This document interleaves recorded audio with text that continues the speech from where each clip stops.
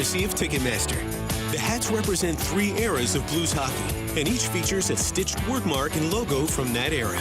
Mystery hats are only available during this game, so get your tickets now at stlouisblues.com. The choice of a lawyer is an important decision and should not be based solely on advertisements. Not sure how to get a lawyer after an accident? Call Brown & Crouppen. We'll walk you through it. Worried it'll cost too much? Here's a fact. At Brown & Crouppen, you pay nothing up front, and we never get paid unless you do. When you're our client, you'll have all your questions answered, all for free. Hurt? Get the facts and help you need. Call Brown & Crouppen now. You can now listen to 101 ESPN on demand. Get caught up on all our shows and podcasts at 101ESPN.com or on the 101 mobile app. 101 ESPN podcasts are presented by the Schaefer Door Company. WXOS HD1 East St. Louis 101 ESPN is driven by Brown & Crouppen Law Firm. You're in the fast lane on 101 ESPN.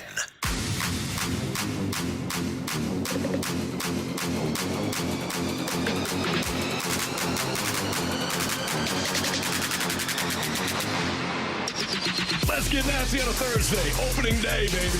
Best day in St. Louis. Damn right. Wow. You know what I mean? Sure is for Anthony. At some point, we'll see the Clydesdales. Yeah. What is it? What? The Clydesdales. What was that other? That was the music that they're playing. I mean, I know there's music.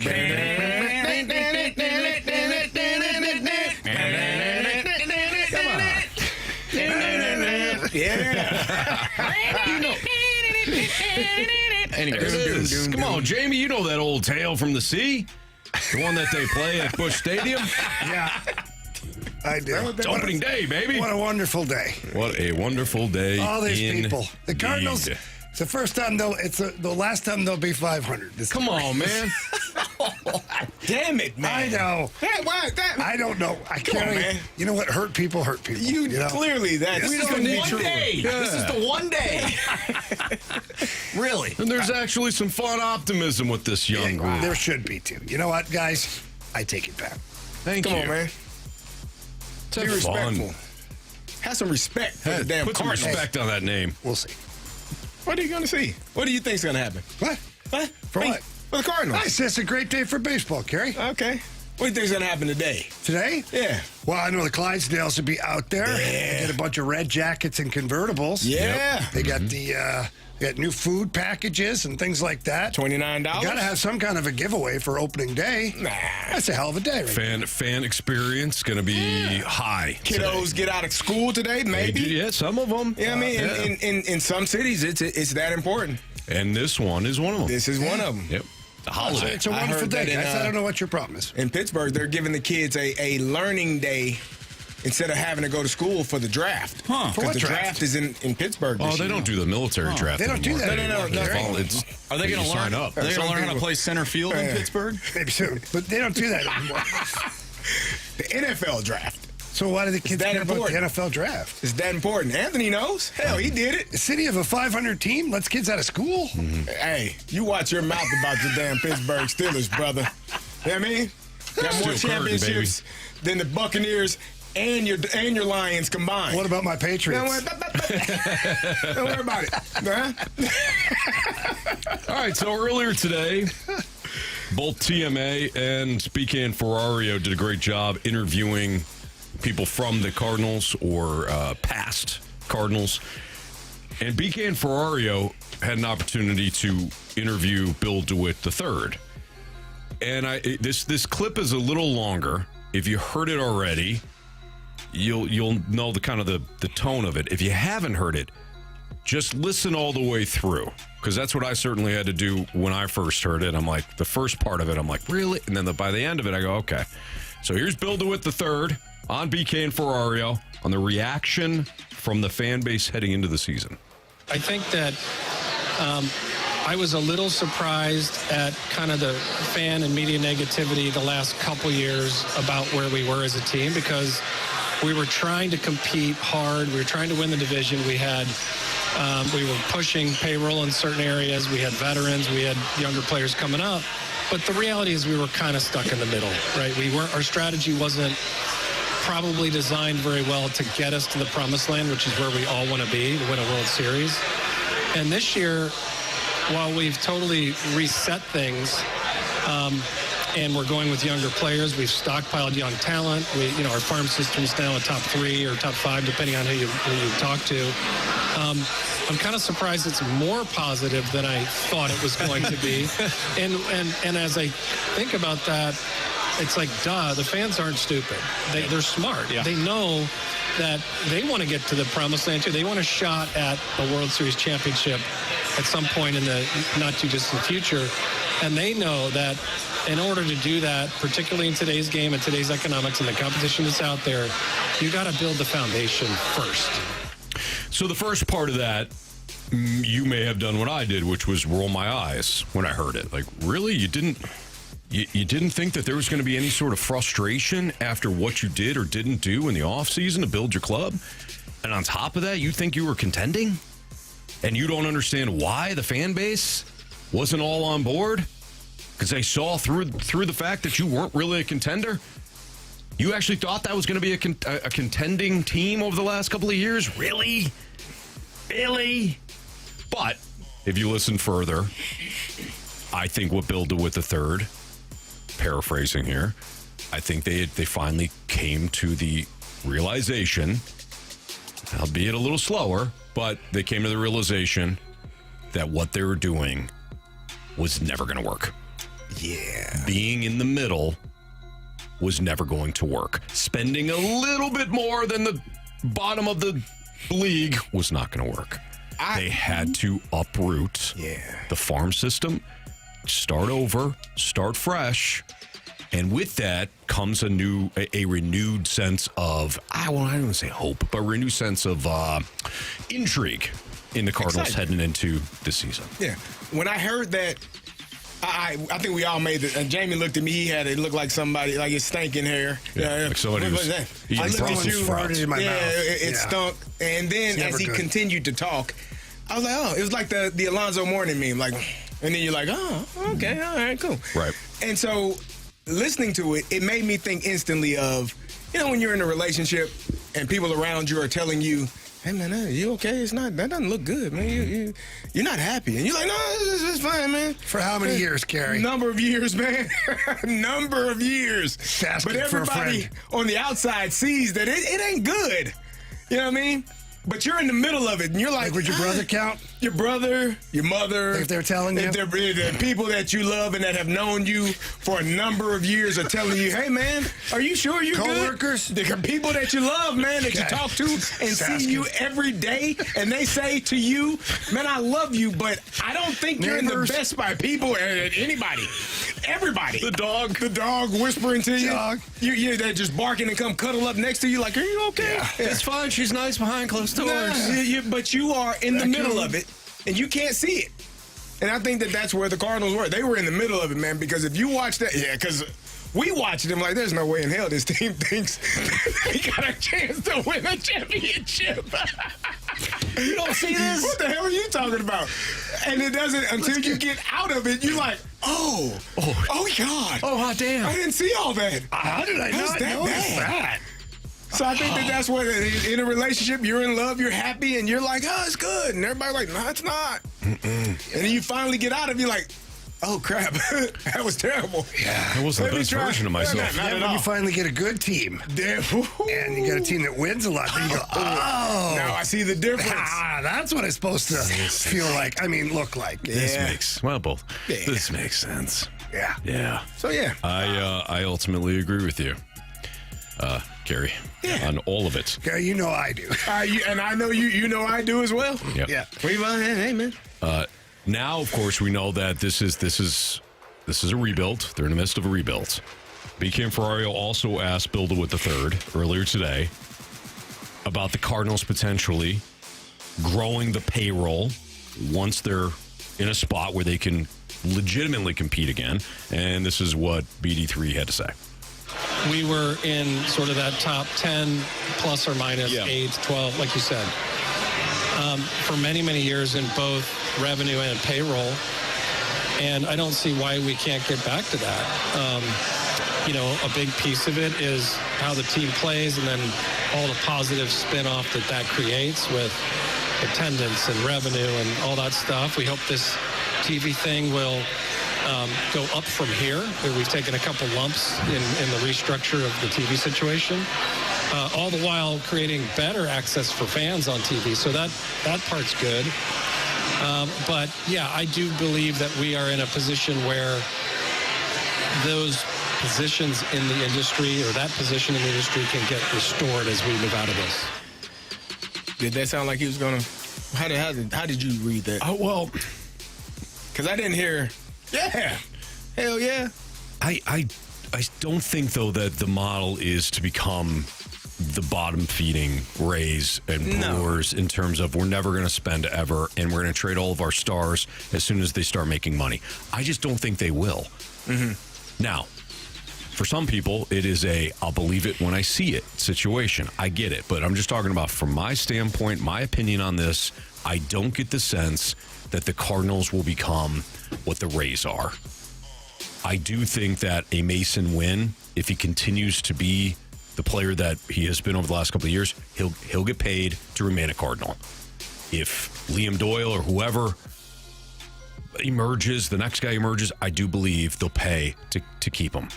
They did spend on Arenado. They did spend on Goldschmidt. They did spend on Waino and Yachty. The only guy that left was Albert, really, when you think about it. But that would lead my question. They paid Matt Holliday. My question to you would be, do they pay them before they get to free agency? Because if they get to free agency and they're in the open market, I don't see them being able to or being willing to if one of those players is a hot commodity on the free agent market. The numbers that could get up there, $300 million, $400 million, I don't know that this team does that. I think that's an important distinction, Carey. Yes. You're right. Because the players you named, they traded for Arenado after the contract was already. Like, you get guys, but the one player that you did mention that walked was a free agent. Right. And he walked. I don't think this is ever going to be an organization that is gung-ho on handing out 10-year contracts. Mm-hmm. I just don't. That's different, though. That's different than what the Rays do, which is as soon as you're good and we know we got to pay you, we're going to ship you out and we got to redo this whole thing. I don't think that they're going to do that. I also know they won't be the Dodgers. Is there a sweet spot? Or the Mets. Okay, thank you. Is there a sweet spot where the Cardinals can retain their young talents, give out some contracts, and continue to compete and make smart moves when the time is right? Maybe. They got to play good first, Anthony, and that day starts today. Yeah, they got to play a game first, really, quite honestly. I'm excited. All right, I'm excited. Opening day, beautiful day. Oh, yeah. It's great. Usually it's cold or rainy. Yeah. A little bit, yeah. We've had a couple of bad years. Yeah. And then this year we're not down there. And it's beautiful. I feel like it's a good omen. Mm-hmm. It is a good omen. Is it? The one year was freezing and Arenado hit a home run, remember? That was 2 years ago, wasn't it? That was the good years? That was a while ago. That was his first year as a Cardinal. His first year. It was cold 2 years ago. It was freezing. That was the raining. Toronto. It was raining. It was raining, too. Yeah. It got nicer, though. Like, as the day wore on, I thought it got a little nicer. I remember the Arenado home run because, Jamie, you and I were down there. Yeah, that was a great day. And I think it was me, you, and BT. And BT left. And then it was just you and I, and we were outside, and it started to rain, and my headphone got pulled out as I was talking. It was unbelievable. Yeah, we had to move the table, and Anthony's talking, and all of a sudden, somebody unplugs his headphones, and he's... And I'm like, now it's me. I'm on my own. I'm like, yeah, Cardinals. Yeah, beautiful day. Busch Stadium. I got a vamp for like a minute and a half to 2 minutes. We moved under like the little structure there or whatever, and pretty sure we started drinking right at 6:01. I think we had a couple of pops. Maybe sure. Maybe before. 6:01. It's a fast lane on 101. Legally, it was Eastern 6:01. time. It was a fast lane on 101 ESPN. So we can't play the lineup game. We rarely are able to play the lineup game on opening day because the game is always early. We've seen the lineup. We've got questions about the lineup. That's next on 101 ESPN.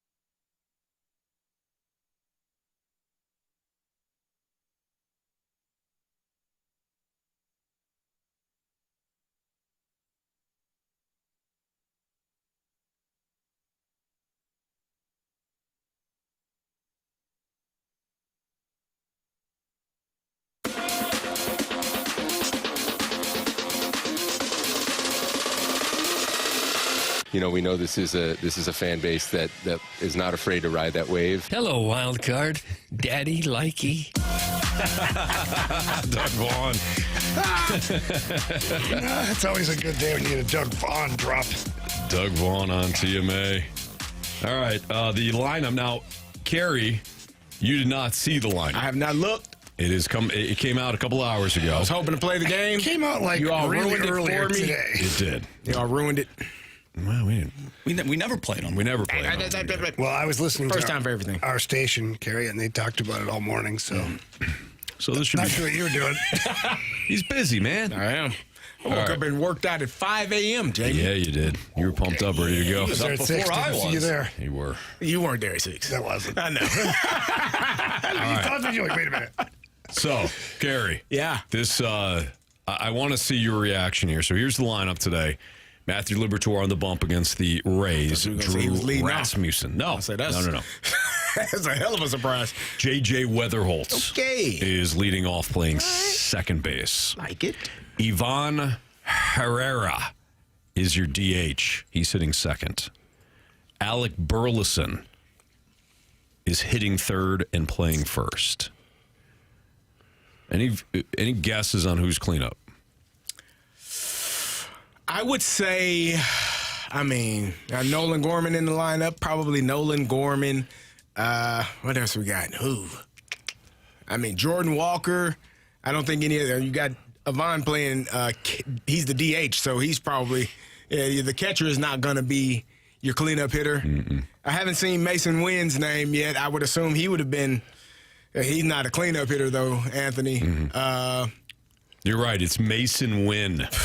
He's your cleanup hitter playing short today. That's beautiful. Nolan Gorman is hitting fifth and playing third base. Okay. Jordan Walker is hitting sixth and playing right field.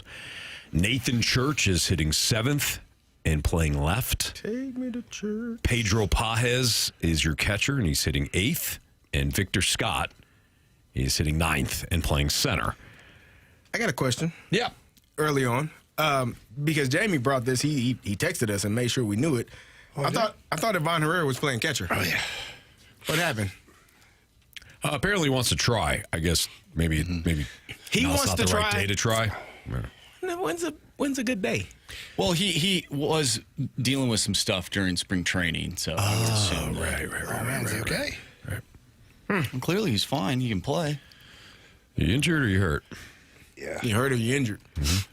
Well, the fact, too, guys, that Gorman is playing, not DHing, is probably another reason there. I don't understand this one. I don't. Why would Mason Wynn be batting cleanup? I don't understand that. Like, last year, they had the Brendan Donovan experiment. I didn't understand it then either, like, at all. But even Brendan Donovan has more pop than Mason Wynn. What are we doing here? I don't get it. I think that J.J. Weatherholt hitting first is great. I would then slide in Mason Wynn at 2. Alec Burleson, Ivan Herrera, 4th. Herrera would be my cleanup hitter, then Gorman. Really, we're only talking about one spot here. We're just flip Wynn and Herrera. I don't understand the thought process on this. You get guys on, and then you have your power 4 or 5. Now, you lack power, that's for sure. Mm-hmm. But you don't lack it to the degree that Mason Wynn's got to hit 4th for you. So I don't understand that one.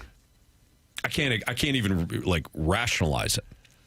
Can you guys? For me, not at all. The one concern I think, because we are kind of, as an athlete, you kind of have your brain. You do certain things with your brain, right? To be able to play this game. And I would hope that Mason Wynn would not change his approach because now he's a cleanup hitter.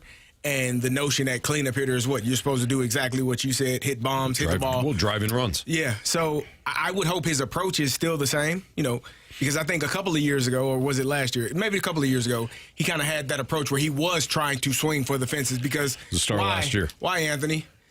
Because you get paid a lot of money when you do that? Launch angle. Yeah, you get paid money. Yeah. And that's what they said you should do. Launch that money into my bank account. And he didn't have a lot of success. No. And so I hope that the approach is similar to what he finished the season with. as opposed to what he started the season with. Yeah, the Cardinals got to be careful with this. Then Cleveland Indians tried this a long time ago as well. They had a fast player, was a leadoff hitter, Willie Mays Hayes, and he constantly wanted to hit Ding Dong Johnsons. Yeah. That wasn't his game. He thought he was going to make all the money hitting home runs, and finally the manager that year for the Indians said, "No, son. Hit the ball and play. Get you on first base. And steal hit the ball on the ground. Speed. Yeah, hit the ball on the ground." If I'm not mistaken, he wasn't even on the list come spring training time. He had to get out of a bed and go chase some people down. That's why he thought home drill. runs were his way to the team until they saw him run, and they're like, "Why is this guy can't hit, but he can run?" But that was after. It's the whole Mason Wynn thing. It was after he played the season. Yeah, same deal. Mason Wynn, we don't want him getting the Willie Mays Hayes. I think they have the same agent, actually. I have to confirm that. I don't know for sure. First Willie Mays Hayes in the year before, it looked a little bit different than. Something happened. I don't know if it was some type of surgery or something. Became a cop. Okay. Yeah. Yeah. Gotcha. And the second Willie Mays Hayes was the running back for ECU. ESU. Yeah. Well, that's the funny thing. When he was at ESU as running back, nobody really knew he played baseball, too. No. Yeah. And then all of a sudden he's playing for Cleveland. Well, they didn't make a documentary on that until much later. A little later. Absolutely. That was my first question. Now, Brandon Kiley just texted me, and he said, if you want to play devil's advocate here, he goes, first, I agree with you. But if you want to play devil's advocate, the idea is just to get your three best guys the most at-bats possible. That sounds dumb. Well, it sounds, and no offense to BK, and I get where he's coming from, it sounds a little leaguish. Oh, wow. You know what I mean? You just said you went with little leaguish. Right. Wow. Talking about the Cardinals, not BK. No, not BK. I wasn't talking about BK. If that's the notion, if that's the idea, you typically it just your seems youth like baseball they're going to be team giving them orange slices in between innings and things. But still, you get your best players, the most ABs. Are important, man. They keep your own. That was a mess. Good. Shows weakness. The orange slices? Yeah. Hell no. The teams that always have their little snackies. At halftime? Yeah. Oh, no way. It's true. What do you mean? The grit is built by not having anything, no energy replenishing. You just need water. You can't play with just water. When's the last time you seen an NFL running back sitting there with his little bag of orange slices? You know how many things we eat at halftime? I don't know. That's a professional athlete. I'm talking about youth sports. You go snacks. You got problems. Gonna lose? You're going to lose. Yeah. More than likely. It's facts. Stats and facts. All right, why don't we do the home run game? Yes. Go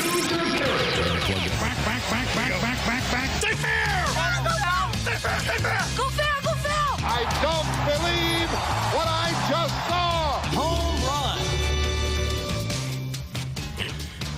Now, gentlemen, we have to establish the point structure this year. It could be difficult this year. How do we want to do it? I think everybody's a three-pointer.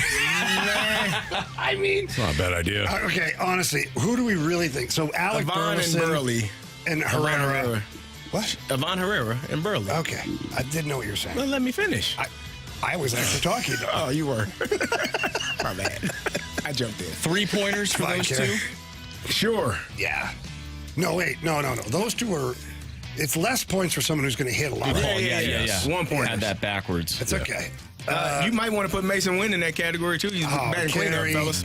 Nobody will take him. That's just... You're being... snarky. Right you are being snarky, which we appreciate on this We really show. appreciate it. What the hell are you guys talking about? Where would we put Gorman in this? 2. Yeah. Wynn, Walker, Gorman.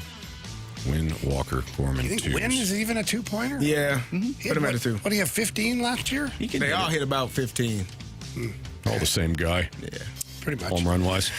Yeah. What about Newt when he eventually comes back? He's probably a 2. Put him at 2. Yeah. Whenever that is, we don't know when that'll be. What about Weatherholt? Do we expect him to? I don't. Put him at a 1 over the. No. I think 3. he should be a 3-pointer. I mean 3. Yeah. Yeah. All right. You guys are jacking each other All up the way here. up. What? You heard me. So. And then the rest of everybody else is a 3. Yep. I think so. Yep. All right. I like it. I love it. Who wants to go Wants first? more of it. Who won last year? Who won last year? I think it was CD, wasn't it? Carey, you have the honors. Give me that 2-pointer. Mason Wynn. Cleanup hitter. Here we go, boys. Here we go. Clydesdales.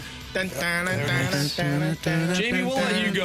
We'll let you go second. Give me that Herrera. Beautiful. Anthony? Gorman. Fisherman. Give me J.J. Weatherholt. Oh, Snapdragon. Lead off hit? Lead off home run? Wow, first pitch, everything. He's all about that storyline. He's all about that I storyline. think those beautiful animals, man. Oh, yeah, they're majestic. So I do. They're majestic. So friggin' big. I love the Dalmatian. I love the Dalmatian. The Dalmatian is. What's weird is the Dalmatian's like a spazzy dog breed. They're wild. They're wild, and that one's sitting perfect there. Mm-hmm. Wonder if they got him like tied up there, like no, it's trained with a leash or something. They train that. They train that Dalmatian. Okay. Train. Yeah. What do you think the Dalmatian's name is? Spot. Yeah. Mm-hmm. Oh, he's got it's a good looking. Or maybe they call him Ozzy because of like Ozzie Smith. Oh yeah. Maybe give him a bait. No, They might. I like Spot. You like Spot? Spot. Yeah. Although it would be Anheuser-Busch that would name the dog, right? Yeah. Maybe they named it Bud. Malt. Yeah, or Barley. Barley. It's a good dog's name. Yeah. Get over here, Barley. Arr, arr. Okay. Hops. Hops is good too. That's a good one. Yeah. You guys are good at this. Yeah. Hammered. Ham sauce. Ham bone. Hambone Williams steps up to the plate. It's opening day here in St. Louis. 4 strikes, he's out. How did they miss that one? And we're going to go to the ABS challenge system now that one's in place. Look at these things. Like, what if one of them just got angry and just decided we're going up these stairs into the green sea? That's a bad I don't day. wish that. That's why because- they got the blinders on. Look at, he's struggling, this guy. The one guy, look at, they keep looking to the right. He's worried. I would be. How much power that is in front. That's a bunch of How power. much horsepower that has right there. All right, it's Fast Lane on 101 ESPN. Since it is opening day, we're going to do our 2026 MLB season predictions for the American League first. Boy, based on last night, might want to take the Yankees. Giants finished third last night. American League predictions next on 101 ESPN.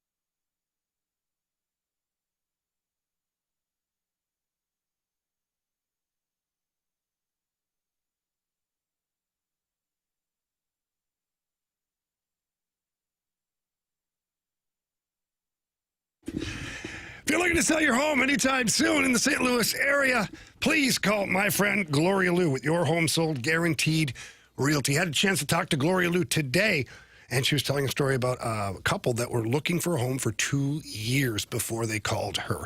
They called her. 3 days later, she found them the home of their dreams, and they couldn't be happier.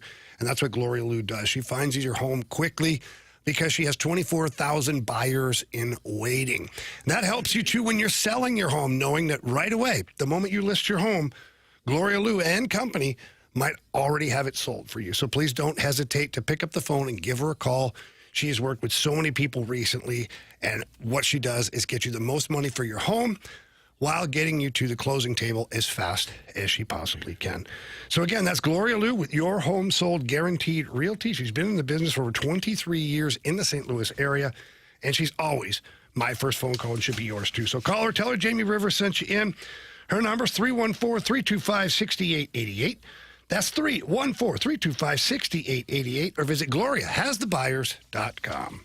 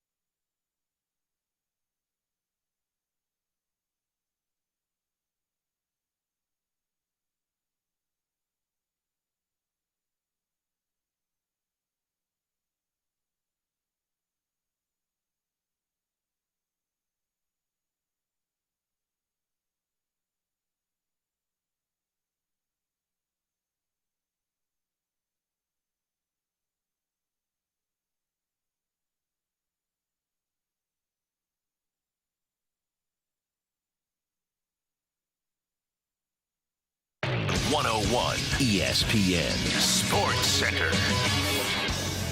I'm Andrew Marsh. It's time for a Sports Center update brought to you by Saliga Heating and Cooling. It is opening day. The Cardinals take on the Tampa Bay Rays. Matthew Liberatore on the mound for the Cardinals today. Drew Rasmussen on the mound for the Rays. First pitch is at 3:15. The Blues also in action tonight, taking on the San Jose Sharks. Pregame for that one right here on 101 ESPN starts at 6. Puck drop is at 7. We'll talk with Chris Kerber at 3:15, so stay tuned for that. But we are going to get into our 2026 MLB season predictions, and we'll start with the American League. I'm Andrew Marsh, and the Sports Center update is brought to you by Saliga Heating and Cooling, a Daikin heating and air conditioning dealer.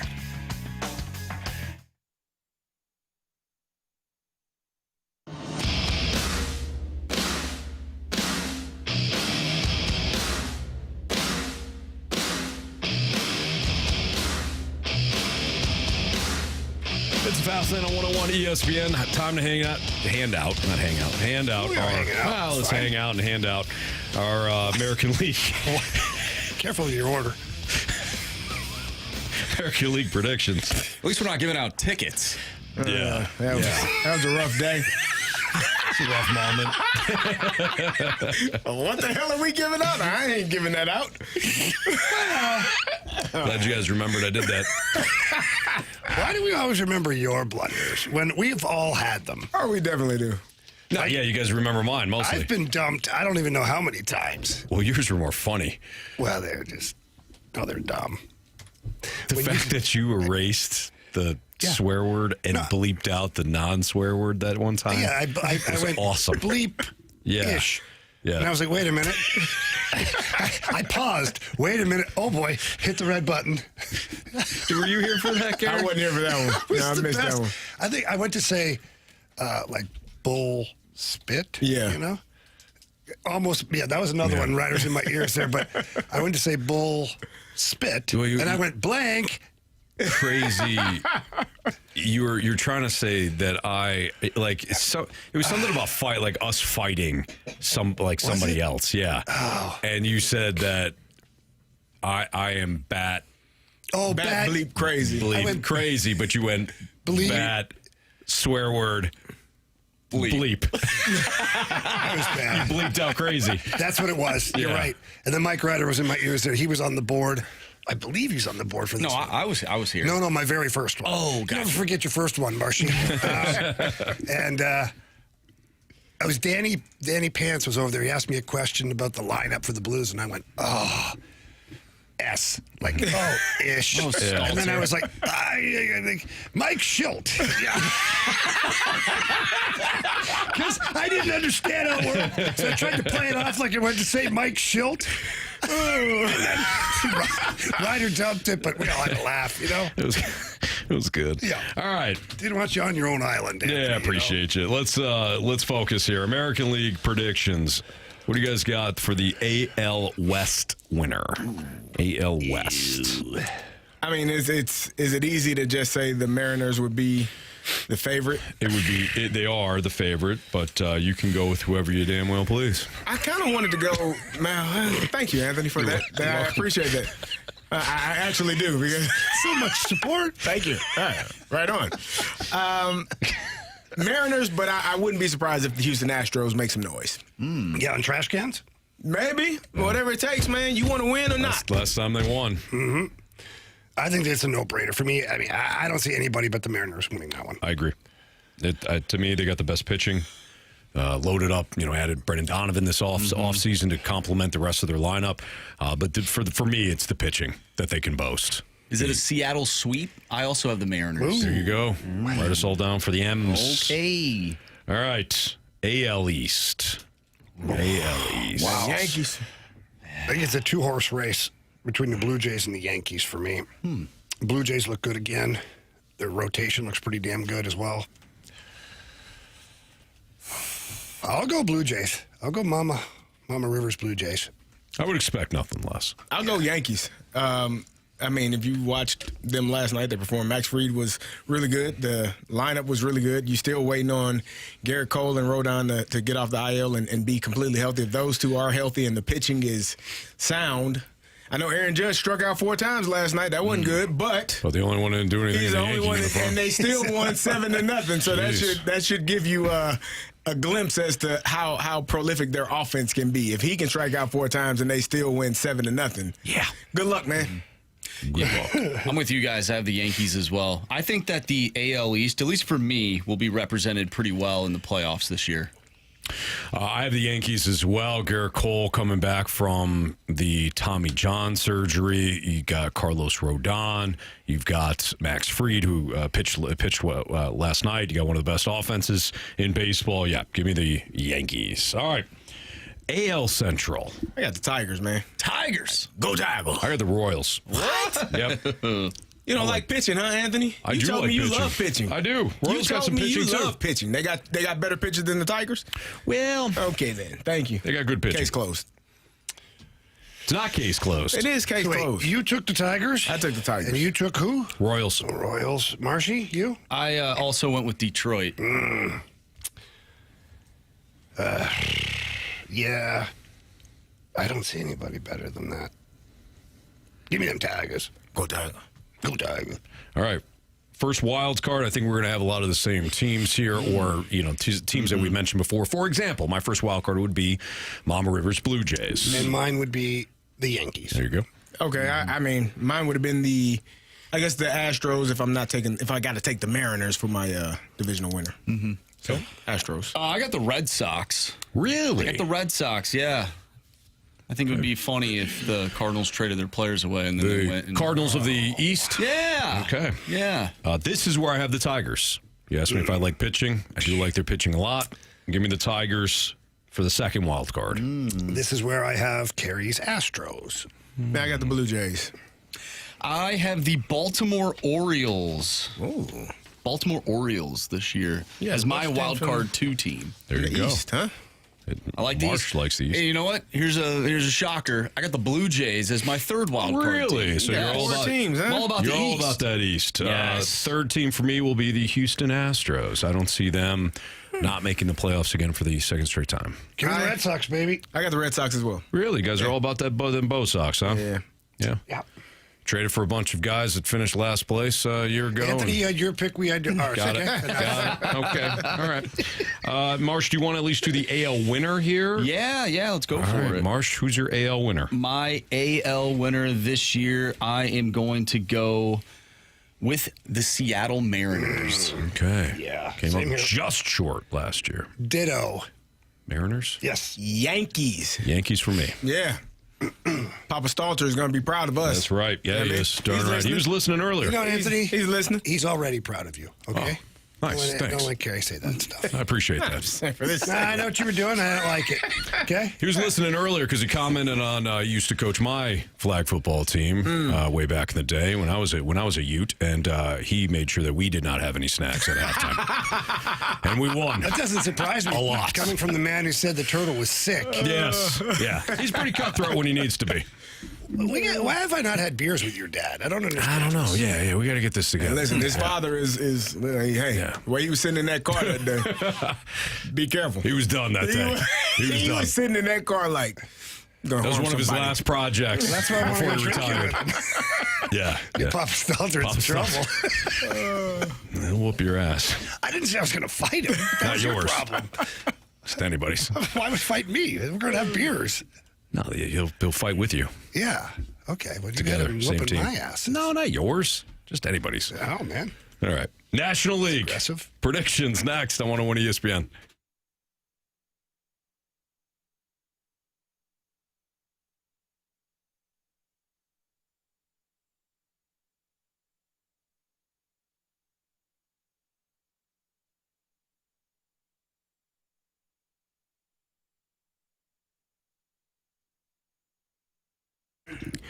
Right now, FanDuel customers can get up to $300 back in bonus bets every day for 10 days. Here's how it works.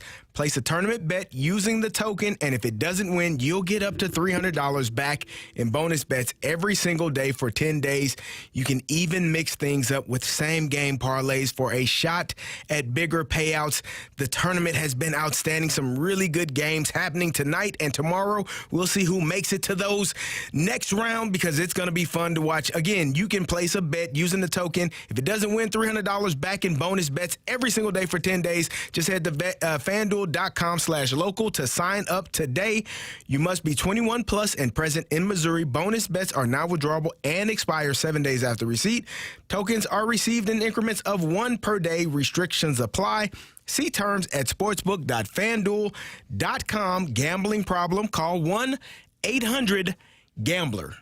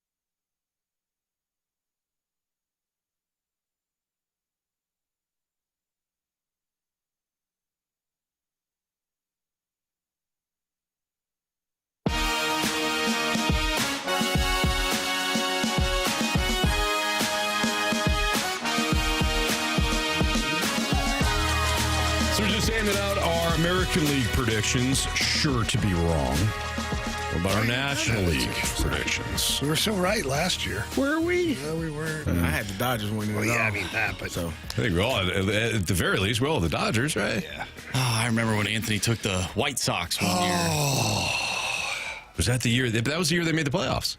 Wasn't it? I think it might have been the year they lost over 100 games. Yeah, that No was bad. way. It You was- didn't yeah. take them that Oh, maybe year. it wasn't. Maybe it wasn't. It was close though. It They was still had all their year pitching. off. They still had all their pitching the year that I took them. All right, it's Fast Lane on 101 ESPN. They did.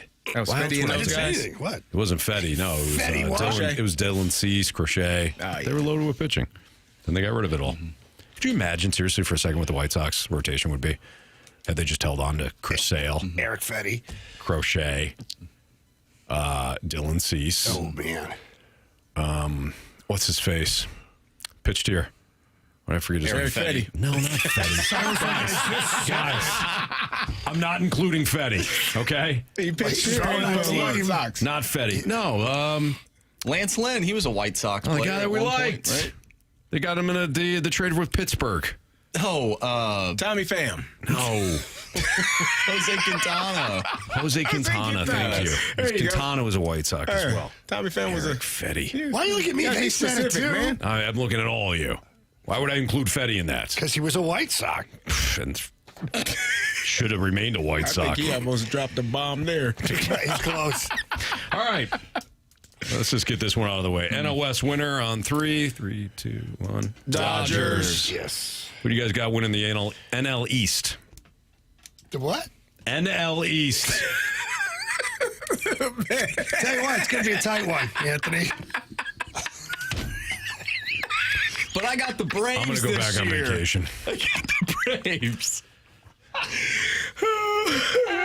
We missed you. I, too, have the Braves. All right. All right, who you guys have in the I got the- NL Central? We didn't give our pick. I don't care. I don't care. I don't care. NL Central, There's a Marsh. chance at the NL. I got the Cubs in Me the too. Central. Wait a minute. No, Kerry and I get our pick. In the NL. The East. Yeah. NL, East. Yeah. Yes. Give me the... Yeah, you know, like, I want to go to the Phillies. Philadelphia. I will take the Braves. Thank you. Okay. You guys like the Braves? Yeah. Big comeback. All right. Where are we now? Flubs. In the Central. Flubs win the Central. You have the Cubs, Anthony? I got I got the Cubs. I got the Brewers. I too have the Brewers. The Cubs made all these moves, and the Brewers just keep winning this division. So Cubs, by the way, getting their ass handed to them 7-3 right now by the Nationals. Good for them. By the Nationals. By the way. 7-3, top 5 at Tough Wrigley. start. Yep, little a shaky start for the Chicago Cubs. Boyd only lasted 3 2/3. All right, your first wild card. I got the Mets. I got the Mets for my first wild card. I have the I got that the too. Mets for the... Who did you have win? Oh, yeah, I got the Mets. I don't have... I had the Braves. Yeah, I forgot. Yep. Second wild card, I got the Phillies. I have the Phillies in the wild Phillies as card well. one. Yeah. Okay. You have the Second pitching. wild card's the Phillies, Jamie? Yes, I do. I got the Brewers. Or you the Mets in your second first? wild Yes, card. please. I got the Brewers in my third because they don't go away. I got the Cubs. They're a walking zombie. Give me them Cubs. I don't even know where we're at. I have the Phillies, Cubs, and Mets as my wild card teams. Yeah. And Dodgers are going to My win. third the wild pennant. card, did I give you that? I have no idea. Give me the Pirates. You don't believe that. Anthony likes that pick. Skeens look good today. Give me the Pirates. NL winner. I mean, come on. Oh, come on. I got the Braves. Really? Yeah. I got the Dodgers. Go Dodgers. I mean, why would I mess with that? Why would you bother with that? I don't like them.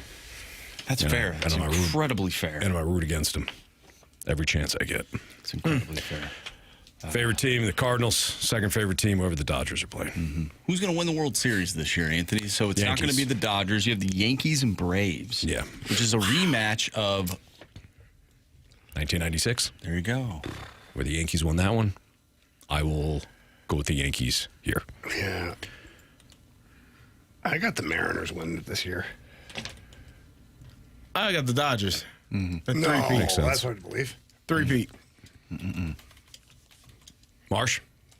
I have the Dodgers, unfortunately. Unfortunately, I think they three-peat this year.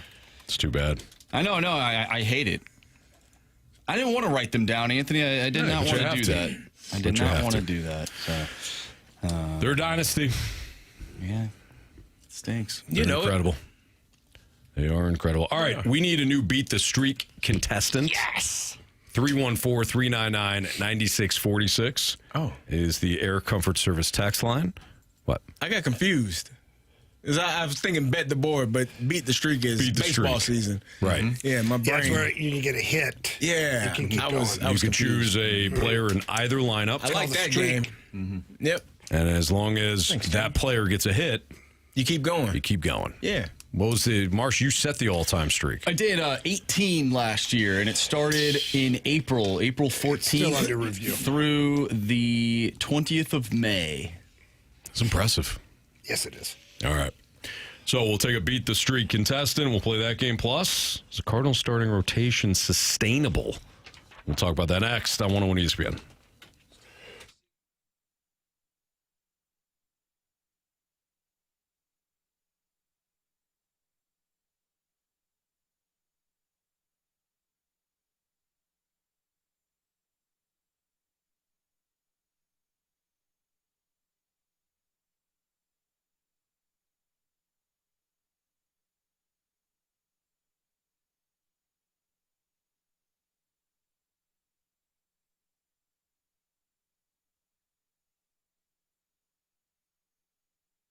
If you've got those pesky little critters over at your home in the backyard, in the garage, basement, but they're not invited, yeah, exactly. Call Amco Ranger. They are the best in the business. It's a family-owned company, and they service the entire St. Louis metropolitan area, as well as St. Charles and neighboring counties as well. They do an incredible job. They're coming out to my house here early next week, and they're going to check out the backyard. Got some nasty moles back there. Ants around the pool and some things crawling around the garage. They're going to take care of everything. And they use a product that is safe for animals. So, like me, I've got a couple of dogs that run around the backyard. No problemo. Amco Ranger is going to take care of everything, and they're going to take care of my dogs at the same time. The customer service is fantastic. They are an A-plus BBB rated business. All the employees are extremely well trained. They're licensed, and they've all had background checks. So they come to your house, or your friends. They're going to take care of everything. Going to get rid of those pests, those mosquitoes, those ticks, those termites, all of those things. Those nasty little things are going to go bye-bye when you call my friends over at Amco Ranger. But you got to call them. Here's the number, 636-441-2847. That's 636-441-2847. Or it's pretty easy. You can always visit amcoranger.com.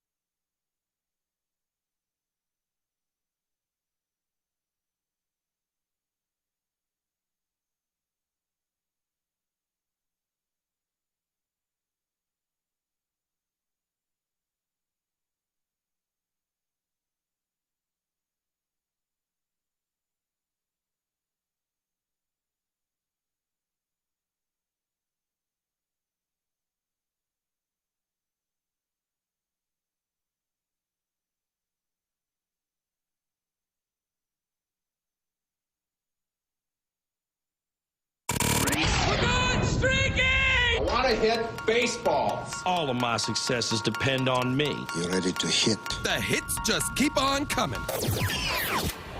And his first big league hit is a bullet up the middle. 3:04, your time check is brought to you by Clarkson Jewelers, an officially licensed Rolex jeweler, with Andrew Marsh, Kerry Davis, and Jamie Rivers. I'm Anthony Stalter, and we welcome in Chase to play Beat the Streak. What's up, Chase? What's going on, gentlemen? How we doing today? We're doing great. So, Chase, you played the Gauntlet last year for?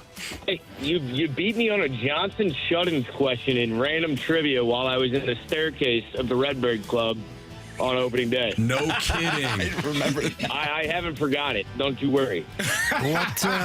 What was the question exactly? Do you remember that? It was something about a national rock monument. I don't know, something that Bradford made up. Nice. All right, well, welcome into the inaugural Beat the Streak, at least for this season. You have an opportunity to choose one of the players in either the Cardinals or Rays lineup today. If they get a hit, you'll be back tomorrow. So, without further ado, the first selection for the 2026 MLB season. Who would you like to go with, Chase? JJ Weatherholt. Oh, nice. That was quick, too. No hesitation. We're going with the kid. All right. I like that. My pick. Where do we go now? I'll go next. There you go. All right. I'll take Junior Caminero. Okay. Oh, wow. Trader. Seriously. CD? Call me a trader too, Chase. Give me Yandy Diaz. Wow. Jamie? Give me Herrera. Ah, damn it. Doubling down, baby. Yeah, I liked Herrera. Can I go before you? Jamie? He already went. No, you can't. Okay. All right. No, that's smart of you. All right, give me Burleson. I'll take Burleson. All right, Chase, good luck to you, man. Enjoy if you're down there today. I have one thing to say. With Carey doing the over and 1.5 hits, runs, RBIs, he should be forced to take Yandy Diaz as his pick today. Oh, wow. Well, we can't, technically. Yeah. Yeah, well, that ain't the rule, unfortunately. Bet the board is game later. will already be. He's calling you out, Kerry. Yeah, I'm not mad at him either. Stones do you Nobody's safe, and I appreciate it. I like that. I know you like a challenge, Carey. I do. Don't let me down. See you, I'll tell you Chase. what, after he has a hit, I will definitely pick him. There you go. Cheating SOB. Yes. All right, Chase, we'll see you.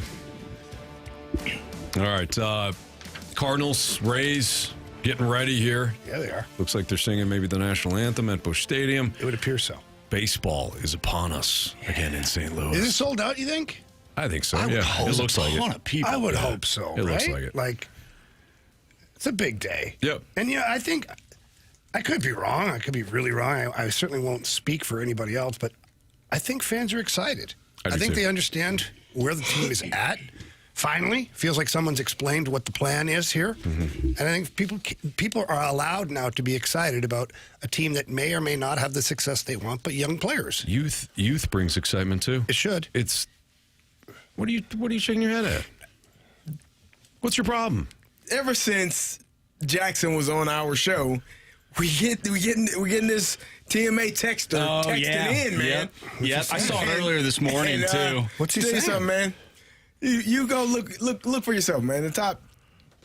There you go. Okay. There you go. Yeah, something happened there. Let me Guys, see. keep looking. yeah, there's something It'll on come it. back. All right. Well, as you guys look at the text line, hey, why don't we? I want to go to the audio here. So, is this Cardinals starting rotation sustainable? Chaim Bloom was on TMA. Speaking of TMA, he was on TMA earlier this morning.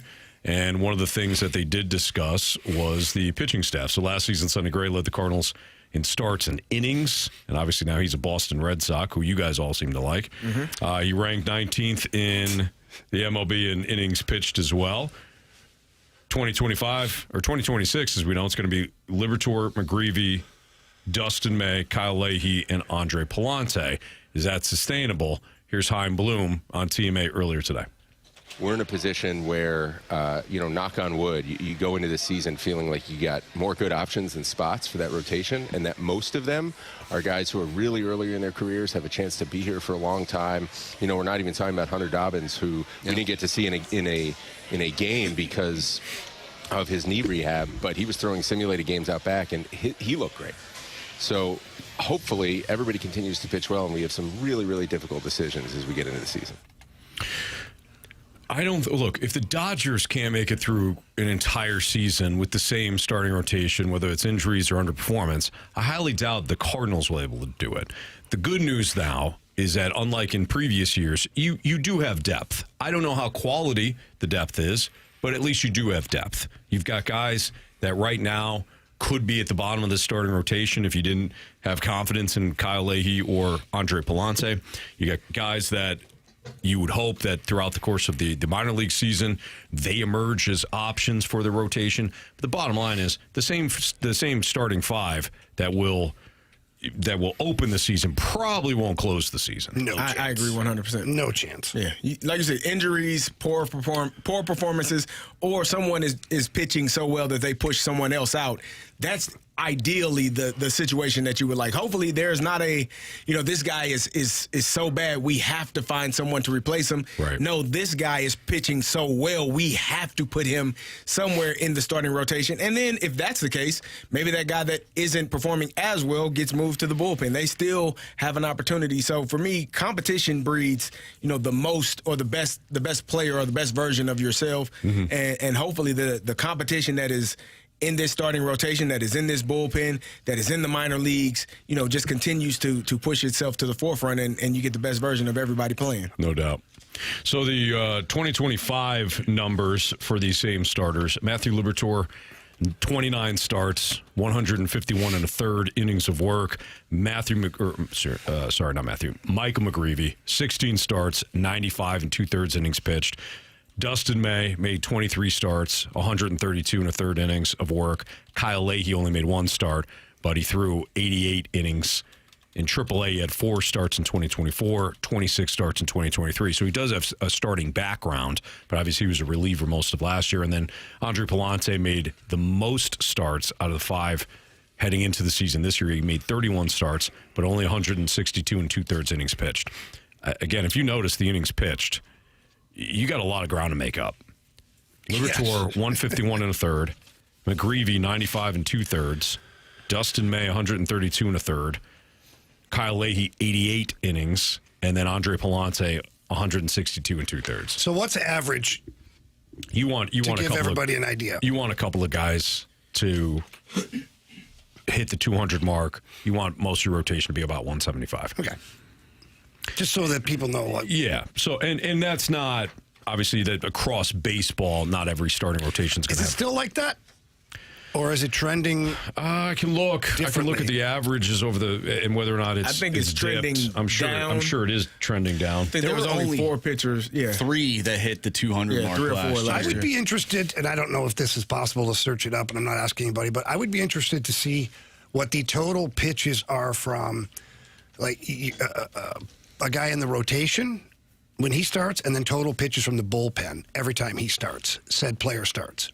So, like, if it's a 5 and dive pitcher, how many pitches is he at the end of the season personally, and then how many pitches are you taxing your bullpen with every time he starts? Sure. So pitch counts, starters. Which would make the bullpen then ultimately very important. Absolutely. For certain guys that are in your rotation. Starters averaged 85 to 86 pitches per start in 2024. That was slightly up, believe it or not, from 83 to 84 pitches in 2020 and 2023.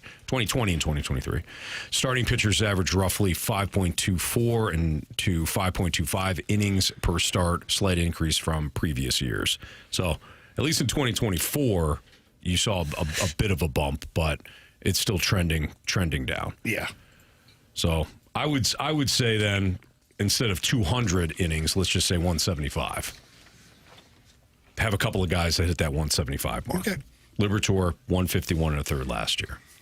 And remember, he was battling some fatigue issues at various times. Well, that was his first year that he pitched so many games. You may see that out of McGreevy. You may see that out of Leahy. These are a couple of guys Leahy would certainly fall in that category. Yes. McGreevy would as well. Well, and Dustin May, you want to make sure that he's healthy, so you'll manage his innings as well. Bottom line is, you got a lot of depth this year. Good thing you have it. You're probably going to use it. In various ways. And it goes back to a conversation that we have lacked. About the bullpen? Yes. Yeah. Well, BT said that he's hopeful. Good. Now he talks for the Cardinals TV network, so you got to kind of keep that in mind. Genuinely, he's positive. But again, he seems to think the bullpen's going to be just fine. Good. Chris Kerber next on 101 ESPN.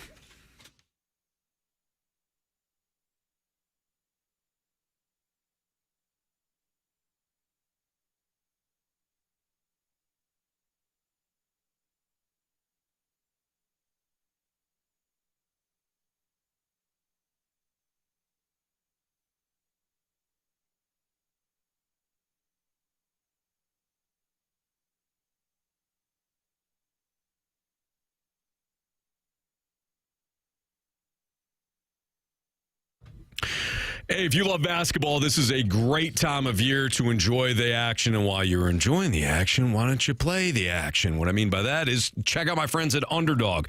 It's the best place to get in on said action. And right now you can make your entries and win money here in Missouri. Playing on Underdog is easy, whether it's an NCAA tournament matchup that you like or an NBA matchup. Choose certain players to go higher or lower on their stats. And it's not a compilation of things. It's not like you have to hit on points, rebounds, steals for one player. It's just choose whether or not a certain player will go higher or lower on their points.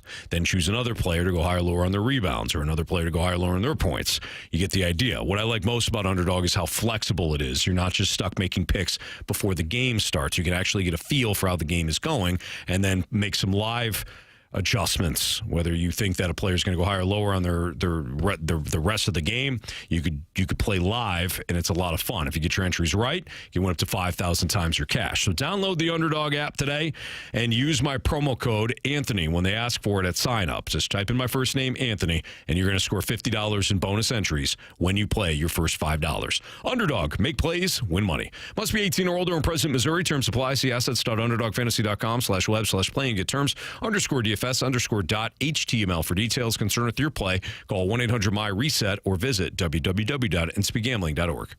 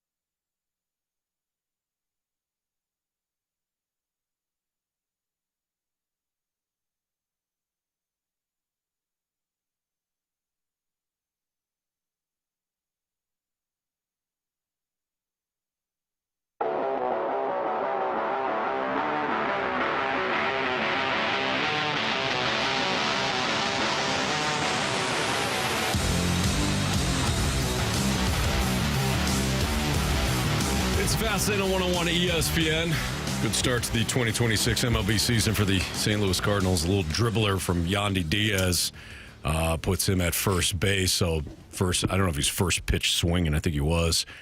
Alec Burleson made a nice play, ranging to his right. Throws over to Liberatore, but Liberatore couldn't find the base, and Yandy Diaz with the leadoff hit against Liberatore. It sets up good for a double play, Anthony. Well, it's all how you look, guys. Perspective, like life. Ryan Vallee just flew out to the left but they field. still had the guy. One game hit streak for me. Aren't you proud of yourself over there? Chase, hope you're listening. That's why I said we should at the board. For you, Kerry. Oh, God. Can't do it. Oh, my God. You know what? Go ahead. You didn't see what happened? No, what always happens? What always happens? Catcher screws up. I can't block the damn ball, man. I can't get fooled again. Jesus. It's game 1. The third batter. They got given up pass ball. I get it. Okay, the ball skipped. It bounced. Is the pitcher not allowed to throw pitches down low and away? It's baseball, not cricket. Guess what?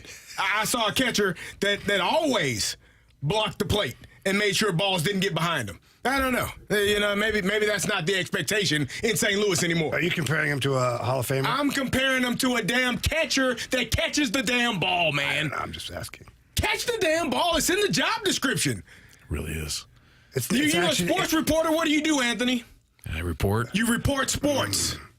You don't report medical decisions. No. Because that ain't the damn job. Sometimes. Catch the damn ball, man. Block the damn plate. But he's a catcher, not a blocker. What? Gosh darn it, man. I'm sorry. Clearly he's not a blocker. No, come on, man. So you're not blaming the pitcher at all on that one? So already Kerry's ticked off. That if you are, because if we didn't see it last year, I wouldn't be ticked off. You know what I mean, Anthony? Mm-hmm. What did you see last year, Kerry? I saw the player that sits behind the plate. I won't even call him. I won't call him that because clearly he's not. But which guy is it? Just so people Pedro. know. Oh, that guy. Paez. Probably a fine, upstanding gentleman. I need you to block the ball, man. I need you to get in front of it. Get your damn body in front of it and stop waving your damn arms and hands at it. You know what we need to do? Come on, man. Kerry's Illini play tonight against ILL. Houston. Why don't we dive into that matchup, shall we? Kerry, now I know you're upset right now, but you're upset about your other team, the Cardinals. Illinois, Houston. This is my team, too. You watch your mouth. 9:05. Let's go. 9:05 tip-off. TBS. So Houston right now, small favorite, 2.5. I'm not even down. It was 3.5 a couple of days ago. There you go. I'm not even going to ask you who you think's going to win. Tell us why Illinois is going to win. It's our time, man. And it sounds boring or too easy to say. I think this Illinois team has done the best job that I've seen them do in a long time in terms of all of the players that they have in the right position. They got the bigs. They got the knockdown shooters. They got the scorer. They got a secondary scorer. They got point guards. They got guys that can go inside and outside. The only question, are you going to play good defense? Are you going to limit Houston to one shot, one opportunity in the half court, grab the rebound, and go down and score? This is to me, this is the time for this is what this time is. You make it to the Sweet 16 with anticipation and expectations to go to the Elite 8 and the Final Four. You got to play defense, man. You got to be gritty on the first one on the floor, like when it's a loose ball. You got to have those mindsets and those things going after it. In this moment, this is your opportunity. And again, this team is in my opinion. I mean, I loved Io and Kofi. I loved that team. I love the team that a couple of years ago got blew out against UConn. But I think that this team under Brad Underwood is probably, in my opinion, his best team. With all of the pieces, will you commit on the defensive end to playing hard on that end of the floor and then getting the rebound on a missed shot? And if they make a shot, man, get it out of the bucket and let's go back down and score back. Like get those points back. But will you make a stop? Will you commit to that? Because I think you just mentioned that the spread is 2.5, which means that's a close game coming down to the 2 to 3 minute mark late in that game. And what happens in those moments? Stops. The team that makes the most stops is the team that's going to win. We saw it a couple of days ago or last week with Mizzou and Miami. Miami made stops, and then they made shots on the other end, and they were able to pull that lead, stretch that lead. That was the only difference. Mizzou was in that game the entire game, in my opinion, and took the lead in the second half. Yep. But Miami got stops. And then they went down and made some big shots. That's it. That's all that is. If you do that, Illinois, you got a chance to win tonight against a really good Houston team. I will take nothing away from Kelvin Sampson and his Houston Cougars. I love Kelvin. I think he does a fantastic job of coaching and getting those kids to play hard. They got Percy Miller. They got that Hersey Miller. They got Master P's son on the team. I love that. Yeah. And make them say, okay, cool. Your ass back to Houston, man. Wow. Go ahead. Whoa. Nothing against you. What did he ever do to you? Man, nothing. Man, they're good players, man. I love it. But I got my fight in the line tonight, man. We got to do it. So, Kerry, if they win tonight, and then they're favorable. And then they've got either Iowa or Nebraska. Sign me up every day of the week. So twice on Sunday. So you got them going twice on Saturday. You got them going Final Four. Yeah, but Jamie, we're not worried about Iowa or Nebraska. I'm just asking for a prediction. You got to beat Houston first, but you beat Houston. I like my matchup versus a Big Ten opponent. Kerry, as a sports reporter, I'm gonna report the sports. Not someone who feels like they can jinx their own team. Nah, I ain't playing no damn game. I don't play defense. I ain't out there in no uniform. I was. Yeah, played defense in high school. What'd you like better? I like hitting people. Like, there's nothing, I'm telling you, man, there's nothing better than hitting a man and hear. I like hitting them, and it felt like they're not even there. You go through them. You go right through them. And it's not even just. Their skates are 6 feet off the ice. And first thing to hit is the head on the back of the ground or the ice. Whatever you choose. That's a beautiful thing. Stand over them for a second, too. You like that? You like that? That's right, man. Hit them square, and not a cheap shot. Like, I like the ones where they see you coming and it's you and him, and they got nothing. There's nothing. It's just, it is what it is. They didn't bend their knees enough, Kerry. Man, you got low man wins. Catch them up a little high. Anthony. Low man wins. Low to high is what we call it. Low to high. Hit on the rise. That's why it helps when hockey players have big asses and legs. Yeah, low football center too. of gravity. Yep. Get down low. Get low. Get low. Get low. And then they make that sound, Anthony. Yeah. All the wind is gone, and then they look at you like they're dead. They're like, what? Panicking a little bit because they have no wind left. Because you were in the way, dummy. Laugh. Move. Or hit again. I don't care. No, Your we're fine. For Kelvin Sampson, issues come later in the tournament, Kerry. Since 2005, he is 13-7 against the number in the round of 64 and 32. He's only 4-8 against the number in the Sweet 16 or later. I like it. As a head coach in the NCAA tournament, Sampson is 22-5 straight up as a favorite, but that was in rounds 64 and 32. Sweet 16 or later, he's just 7-5 straight up as a favorite. Now, they did get to the championship game last year against Florida, but I also like your Illini tonight. Thank you. All right, let's go. Chris Kerber could not join us in this segment. He will join us this upcoming segment. I think that's Syracuse. Big Orange. What are you talking about? It's like Go Tigers. You say Big Orange. No. That's different. That's a different team. That's the same? Nope. Right? Jamie might be right. Chris Kerber next on 101 ESPN.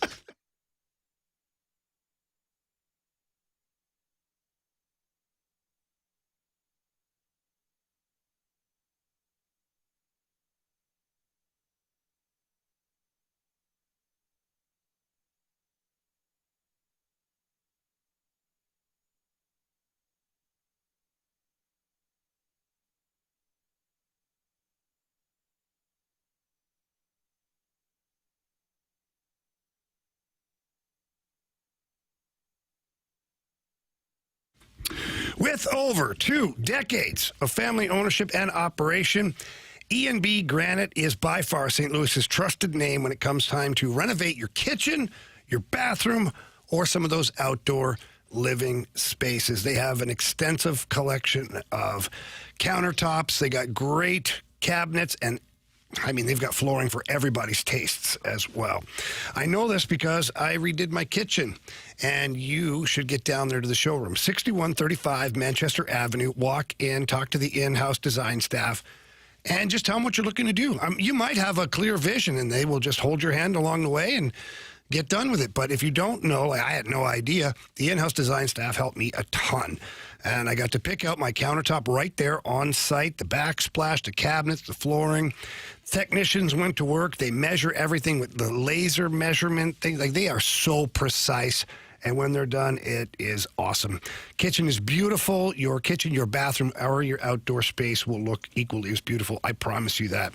So give them a call. Tell them Jamie Rivers sent you in. Book yourself an appointment with one of their in-house design staff. That number is 314-645-9300. That's 314-645-9300. Or you can always visit enbgranite.com.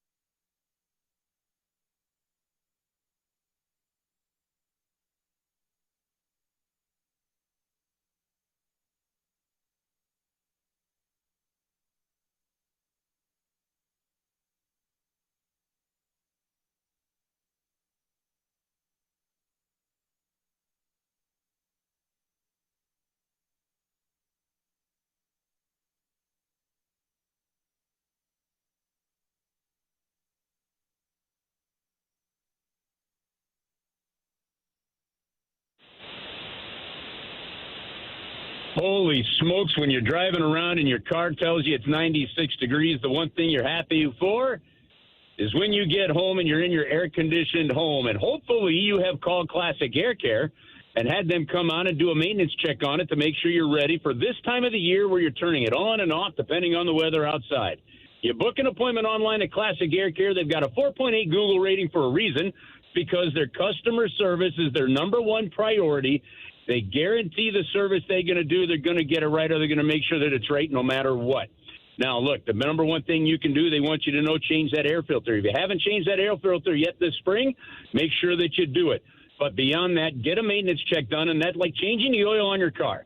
It's the best thing you can do to make sure that you don't have a larger catastrophic error, or you give your best chance of it not breaking down. And then when you get home on hot days like today, whether you're at the ballpark or before you head down to the hockey game, your house is where you want it to be. It's Classic Air Care. You see those familiar orange vans with the penguin on them all around the road. There's over 100 on the road every day.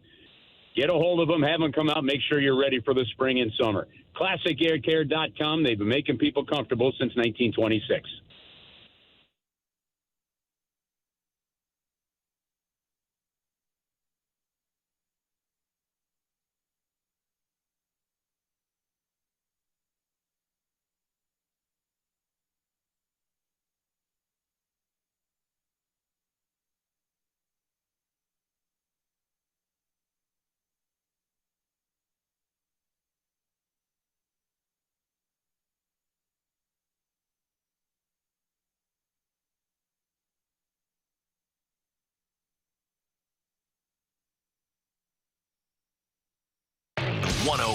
ESPN Sports Center. I'm Andrew Marsh. It's time for a Sports Center update brought to you by Universal Windows Direct. The Cardinals are threatening in the bottom half of the first inning. It is 0-0. Runners on first and third. Nolan Gorman up to bat. We'll keep you updated on opening day throughout the remainder of the show, but we're going to talk with Chris Kerber, voice of the Blues right here on the Blues Radio Network. He'll join us next right here in the Fast Lane as the Blues take on the San Jose Sharks tonight.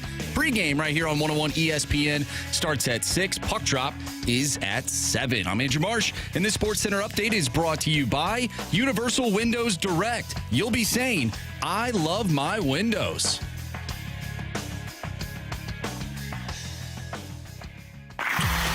We're talking everything St. Louis Blues as we head into the Blues booth on 101 ESPN. Presented by Boardwalk Hardwood Floors. Find your perfect new floor at boardwalkhardwood.com.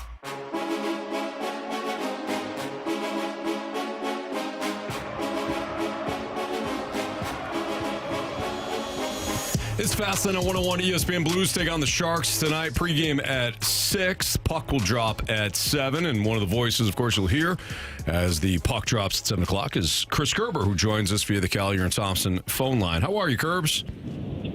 Guys, doing great. How are you guys? We're doing well. Of course, this is a fun day in St. Louis, often referred to as a holiday here. Do you ever get to partake, because the hockey season's always going on, do you ever get to partake in the opening day festivities for the Cardinals?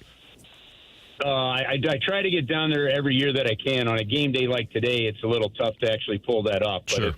if opening day was tomorrow or the Blues weren't playing today, I would be down. I love it. Look, I'm a diehard baseball fan and Cardinal fan, have been my whole life, and I'm excited for the direction of that team, just as I am for the direction of the Blues right now.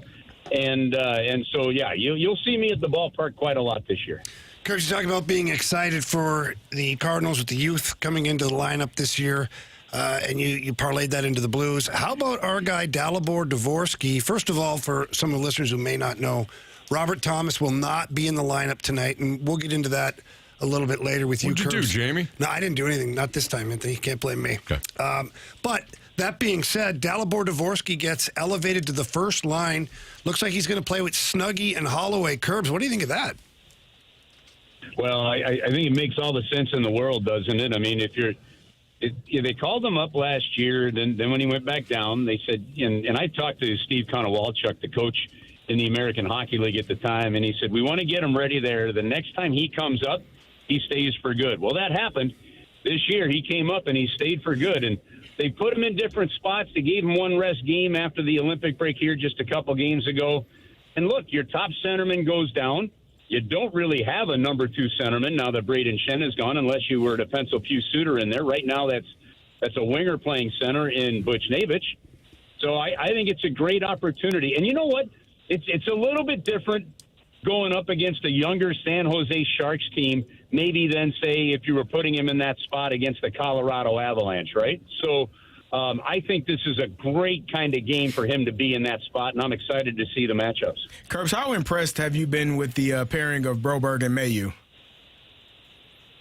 Well, every time, Carey, that you talk to somebody in hockey ops or a coach, they say, look, it's really been a rough year. Like just about everybody's had a below-average year from what their career average is expected. And then they all say the same thing. They go, except Philip Broberg. And then, they talk about his development. So that's been great. Look, people may not like to hear it, but with the pressure of the standings kind of off, they basically just said to Mayu, this is the opportunity you're going to get, go play. And I'll always go back to a conversation I had with Ian Cole when he was getting taken in and out of the lineup by Ken Hitchcock. And as a young defenseman, he's like, man, you can't learn to play when that's the case. Like, I know it's how it works, but if you're going out there just scared to make a mistake, the instincts of your game, it's just hard for them to take over.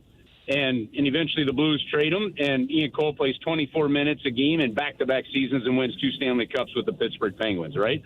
So for me, I think it's great that Mayhew's getting that opportunity with them, and it helped. Listen, they're getting goaltending just out of their gourd right now, and it helps your defense immensely when that happens, especially if it's a young defense.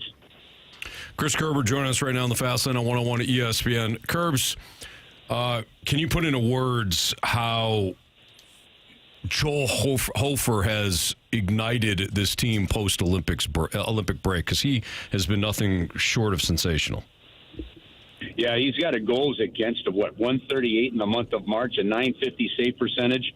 You know, he's gone on that heater, and you know the kind of the bummer of it, the shame of it is, you know, if this and frankly he's been good since November. You know, he really has, but you know things were just so shaky for this team that they never were able to recover after October. What he's doing now is fantastic. Are you seeing a changing of the guard? Yeah, maybe. We're going to see what happens this offseason into the next year. 84-game schedule for the first time next year.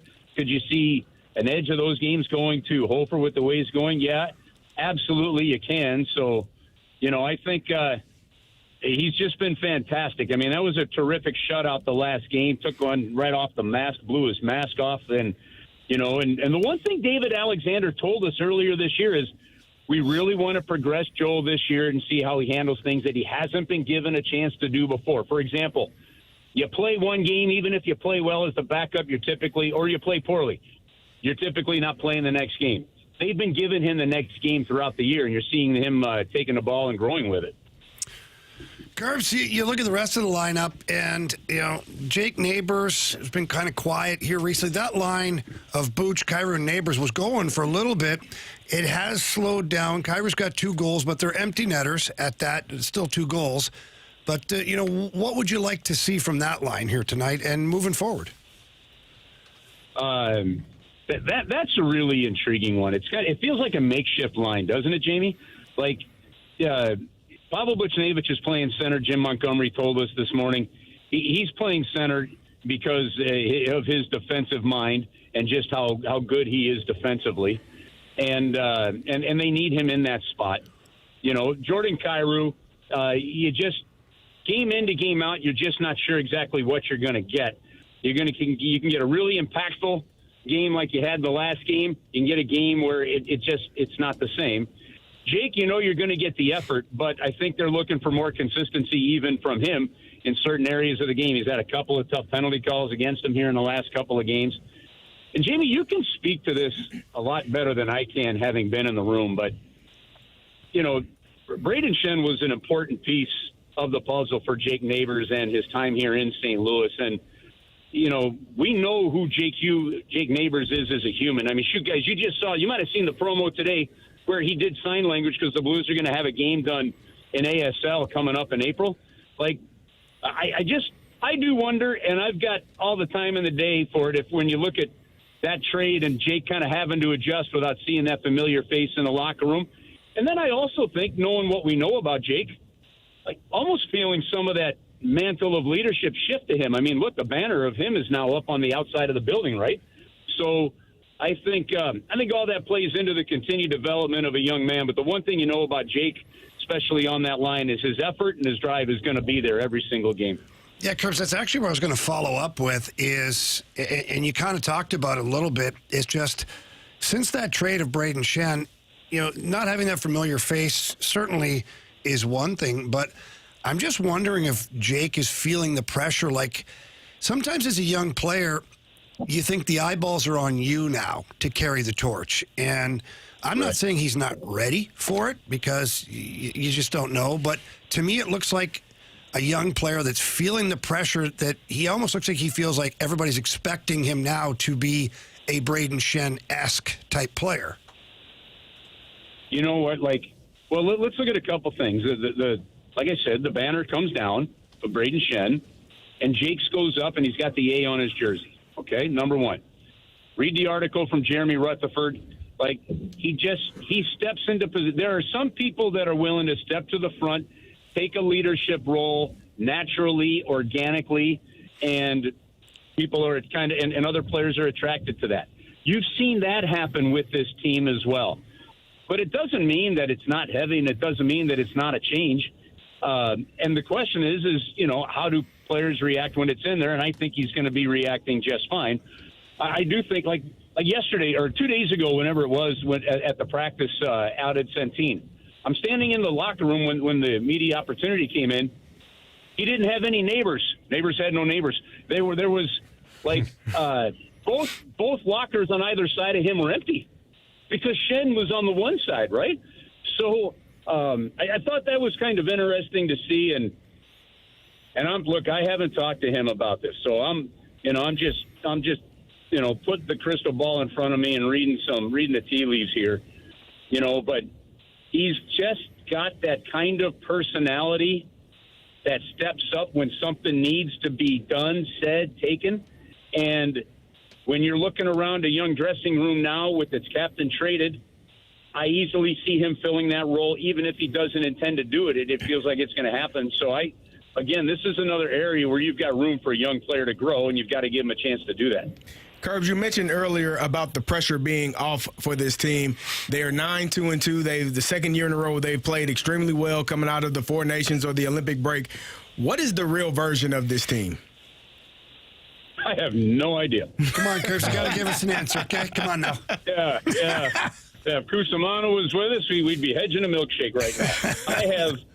I have, and I don't mean that flippantly, and I certainly, as you guys know, I don't mean that in an insulting way. But, the one thing, and I'll go back, I look over the last 3 or 4 years, and I look at the starts over those years, and that's where the problems have really set in. Or if it was an okay start, the month of November wasn't good. The sports psychiatrist in you might say, well, sometimes certain players play a certain way when the pressure's off.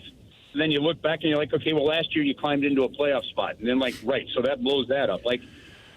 I got to think right now you're just looking at a team that doesn't have the total confidence or identity in the right game to bring it consistently game in, game out. Even that last game was a 3-0 shutout, but they went the first 11 minutes of the game without a shot on goal. The second longest they've gone any game this year to start a game without a shot on goal. So it continues to me to look like a team that's in transition, but a team that has a lot of pieces that I think can get through that transition successfully. Curbs, have a great call tonight. We'll be listening, and we'll continue to see how this late run plays out. We appreciate you. Thank you. All right, guys. I'm going to drive down there and do my best to see whatever I can do to irritate the heck out of Dan Caesar tonight. Go get him. See what you can do, Curbs. Right, guys. Cheers. Take care. See ya. Bye. It's Fastlane on 101 at ESPN. By the way, the Cardinals and Rays in the bottom of the second. Matthew Liberatore has worked in and out of jams thus far, and it's still a 0-0 game. Cardinals batting in the bottom of the second. Got their leadoff runner on, though, so who knows, Carey? Maybe a rally's coming. Rally squirrel? Rally monkey? No, those two things are already. We've already seen those. What two version things. did you like better? The squirrel or the monkey? The squirrel. Why not the monkey? He's an angel. It's a different team. That monkey was an angel. Yeah. You can have. Which one do you think? Which one do you think is better, the squirrel or the monkey? The squirrel. 100%. I mean, hey man, squirrels. That squirrel wore a Cardinals cap. It did. That monkey wore an Angels cap. Yeah, but if you had a choice, I feel like the monkey gives you more. I've made my choice. I feel like he has made his choice. He said, "Who are you rooting for today?" Thank First, you start the show off crapping all over the Cardinals. Yeah, you got on runners on opening first and day. second right now. It has nothing to do with baseball. I'm talking about the animals. Like if you could own a squirrel or a monkey, it's the monkey every time. You know why I'll give it to him. Because of Irv. Yeah, he's missing Irv. Yeah. He's missing Irv today. Yeah, I understand. Okay, that makes more sense. He's a great personality. He loved to laugh at my jokes. He did. He did. He will not be forgotten. He's still alive. Yeah, right. Is he best? I don't know that, okay? Okay. I keep texting the owner of him, but he been stopped a year returning my now. texts. Yeah, and we know weird. why. Yeah. I sent a few selfies, you know. Here, pass this to Irv. Pass this along. Irv loves Anthony, the Speedo. he's alive. Because legends never die. That's right. What Marsh. Well done. Wow. Way to bring it well all together. done. All right. Well, tonight be a test for Dalibor Dvorsky. Plus, we'll light the lamp here on 101 ESPN.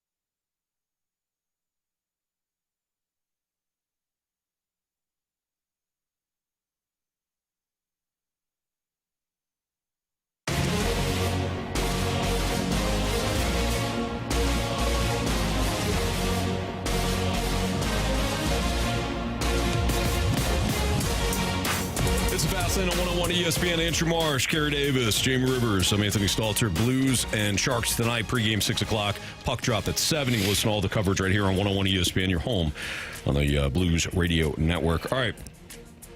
I know you wanted to talk about Dalibor Dvorsky, Jamie, with Robert Thomas not being able to play tonight. What's going on with Robert Thomas? Well, last game, he bumped into Pierre-Luc Dubois of the Washington Capitals, and he got an interference penalty for it, but Dubois gave him like a hip toss and threw him to the ice. I don't believe the intentions were to injure Robert Thomas. I think they were just, he was mad, threw him out of the way. But I believe, I don't know this, that Robert hit his face off the ice. The blood coming out of his face when he leaves led me to believe that he hit his face off the ice. And then Monty post-game said, oh, he's fine. He'll be back. He'll be a player. Well, he's not today. So there might be some complications. Maybe upper body injury. But in the absence of Robert Thomas, Dalibor Dvorsky, who was not even on the roster to start the season, is now your number one center. It's exciting. I'm happy for the kid. I really have grown to like Dalibor over the year. Not that I didn't like him before, but I got to know him. That's probably a better way to put it. Yeah. And he's a really good kid. He works hard. He wants to be successful. So this is going to be a big challenge for him. And he'll be playing most of the night probably against Macklin Celebrini on the other side. So, hey, kid, you want a challenge? You got it. Bit of a challenge, bit of a test right out of the gates here. So you were down at Enterprise or Centene? Was it Centene? Enterprise. And you're talking to Jim Montgomery, and one of the things that you were asking him about was a goalie rotation. Well, yeah, because in the last handful of games, it's been kind of 1-1-1-1-1 alternating. So I asked him about that, and he went back further in it, but this was his answer when I asked him if they're going to continue just to alternate goalies for the rest of the year. Jim Montgomery. No, not necessarily. I think that if you look at since the All-Star break, I think Joel's had more of the games played, and I think that will continue. So I thought that was interesting. Now, that audio is from Tuesday morning before the game, to be fair, so they set the table right. Because Hofer played that night. Shutout. Playing fantastic. I thought he's going to just come back with Binner. Going to go back. No, he's come back with Hofer again. So it really, I don't want to say it's a changing of the guard or this is what they're doing now, but it sure feels like it. And the best part about it is that they're not forcing it. It's not like Hofer got lit up for 4 or 5 last game. They're coming back with him just because that's the direction we're going in. Yeah. No, Hofer's been the best goalie in the NHL here for the last couple of months. Numbers bear it out. Yeah. And so they're going back with Joel Hofer. He's going to get the lion's share of the starts until a time where he doesn't deserve them, if that time ever comes. It's the right move. It is. It's the right move for the time being. It really is. I mean, we all have eyes. We all see the way Hofer's playing, and he is clearly the number one goaltender right now. And this doesn't have to be a Hofer versus Binnington, because I know that those two guys in particular are not viewing it that way. Sure. Because you can still love Jordan Binnington, which I do, and I still think he's an incredible goalie, but you have to be honest with yourself. And Joel Hofer's playing well. You can be happy for both guys because Joel Hofer, no matter what you think, will be the goalie of the future based on play and age. There you go. All right, let's light the lamp. And a couple of guys can really shoot the puck. Shoot! I did pick up another point. Well, who was the first person? Breakaway, shoots, score! We got hockey to learn. Marsh, what are our standings, pal? All right, Anthony, I have those standings for you. Jamie has 35 points. Carey has 15 points. 35? 35. There's no way in hell. 35 points. Hofer could score a couple before the end of the year. Come on, man. You're starting to see why I stopped keeping track. Carey have 15. I have 9 points. Anthony, you have 8 points. Yes. Just don't finish in the basement. All right. Give me that Snuggie again. I was going to go Holloway, but Dalibor Dvorsky sees a left-hand shot. And when you're skating up the ice, habitually... What'd you call me? Yep. You pass to the strong side, which would be to the right. because he doesn't have to go backhand pass. So now I feel like Snuggy's going to get more passes tonight, especially off zone entries. And he's been shooting the puck a lot and being encouraged to shoot the puck a lot. So that's why I'm going Snuggy. Okay, I like it. Good breakdown. Yeah, give me Joe Hofer. Not as well. Joel's tried to. He's had tried. 2 shots to the empty net this year. He's trying. He wants to score. He sure does. Yeah. So, yeah. Marshy. We just had him on the show. Logan Mayu. Fast lane bump. Oh, yeah. There you go. I like that a lot. Give me Jordan Kyrou. It's Fast Lane on 101 ESPN. I know he's going to be on the ice when the empty netter. Yeah. Let's keep racking up those empty netters there. Just chip away. Just chip away. Chippewa. Like a Chippewa. All Go right. Chippewas. Jamie, have a great television call tonight. Thank you. We'll see you tomorrow down at Centene. Oh, yeah. For Freedom Friday. Let's go, baby. Freedom Friday at Centene. We're going to be there for puck cancer. It'd be a great day overall. Absolutely. All right, we need a new Gauntlet contestant, 314-399-9646. That's the Air Comfort Service text line. So if you want to play in the Gauntlet, now's your opportunity. Jamie, we'll see you tomorrow, and we'll see you next in the Gauntlet on 101 ESPN.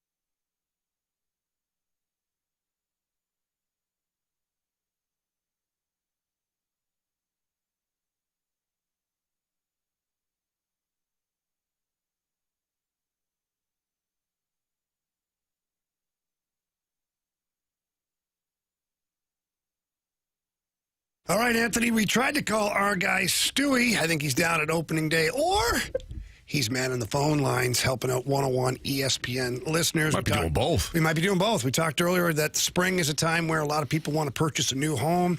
Stewie should be your first call. He was my first call, and he helped me tremendously. The paperwork, all the stuff that seems like you're underwater all the time.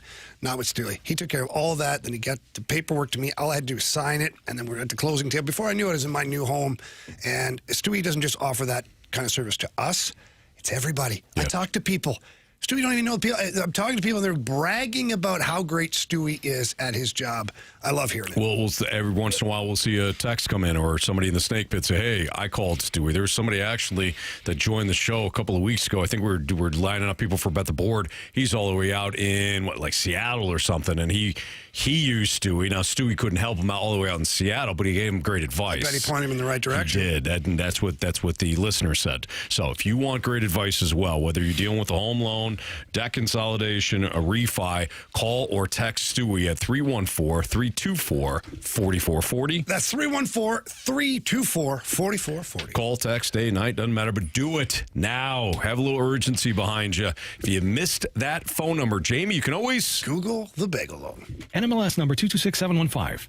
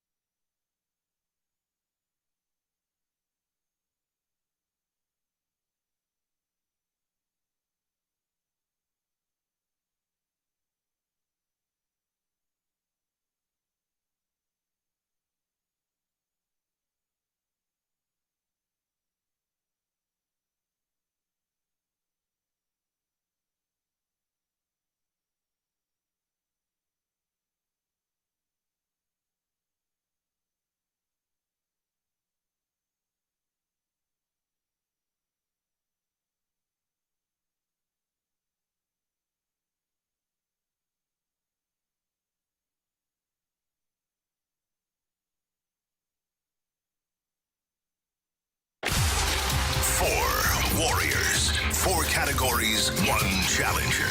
Can you survive the gauntlet?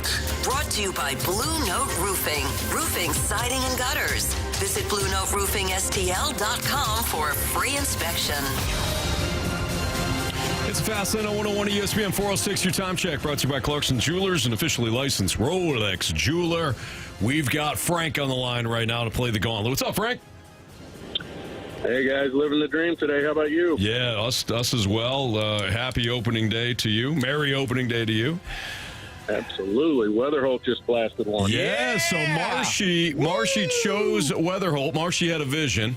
Opening day tends to be Marsh's day when it comes to predicting home runs. But yeah, J.J. Weatherholt went dead center, and the Cardinals are now up 1-0 on the Rays in the bottom of the third. So great time to call, Frank. Would you like to take on Marsh, CD, or me in round one? I have to stay away from you. You don't seem to lose. Last time I called, you beat me 4-2. So how about we do CD this time? Kerry Davis. Good luck, Frank. All right, thanks. All right, there you go. Kerry's going to head into the cone of silence right now with Mike Ryder. You are going to tell Marsh to spin the wheel, Frank. Spin that wheel, Marshy. All right, Frank, do you want to let us know what category you want? No, let's just be surprised today. Okay, all right. Marsh is looking at this. He's letting it spin. Well, it only makes sense on opening day that we would have baseball. Baseball, yeah, yes. The baseball is our category, Anthony. All right, well, good. How do you feel about baseball, Frank? Well, as long as you ask the right questions, I feel great. That makes sense. As long as we ask questions, you feel good? Yep. That makes sense, Frank. All right, you're going to get 4 baseball-related questions. Each one is worth 2 points. If you ask for the options, those questions become worth 1 point. Frank, are you ready? Yes, sir. Here we go. Pete Crow Armstrong and the Chicago Cubs have finalized a long-term contract extension. Last season, PCA posted the Cubs' first 30-30 campaign since who? Oh, boy. Let's go with the options. Derek Lee, Andre Dawson, or Sammy Sosa? Who was that first one? Derek Lee. He did it. I don't think Sosa had 30 home runs. Surely not since Dawson. No, Derek Lee's the outlier. Let's just go with him. Final answer. Question number 2. Who belted the Cardinals' first home run of 2025? Did we hit any home runs in 25? Oh, dang. No, that was bad. Let's have those options. Options are Nolan Arenado, Lars Nootbaar, or Brendan Donovan. Let's go with Donnie. Final answer. All right. Question 3, Frank. When was Skip Schumacher named National League Manager of the Year? So which year?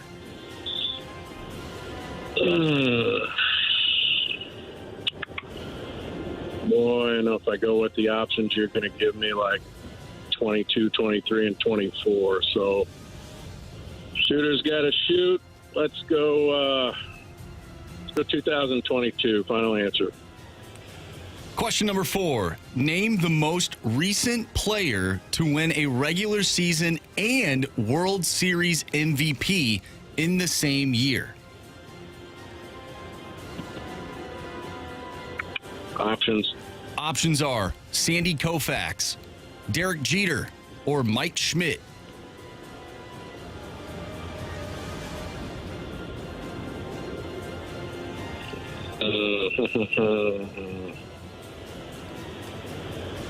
You know what? One pitcher and 2 hitters. Let's go with the pitcher. Sandy Koufax. Final answer. All right. Well, let's bring back CD from the Cone of Silence. Frank, how you feeling? Oh, man. Not great. Okay. We'll see. All right. CD's waltzing back in here. Got a little strut to him with the Illini playing tonight. ILL. Yeah, baby. The Sweet 16. Oh, he just gave you the IL. Oh, INI. All right. All right. Carey, your category today is baseball. Oh, I love baseball. Pack a lunch, Carey. Question 1.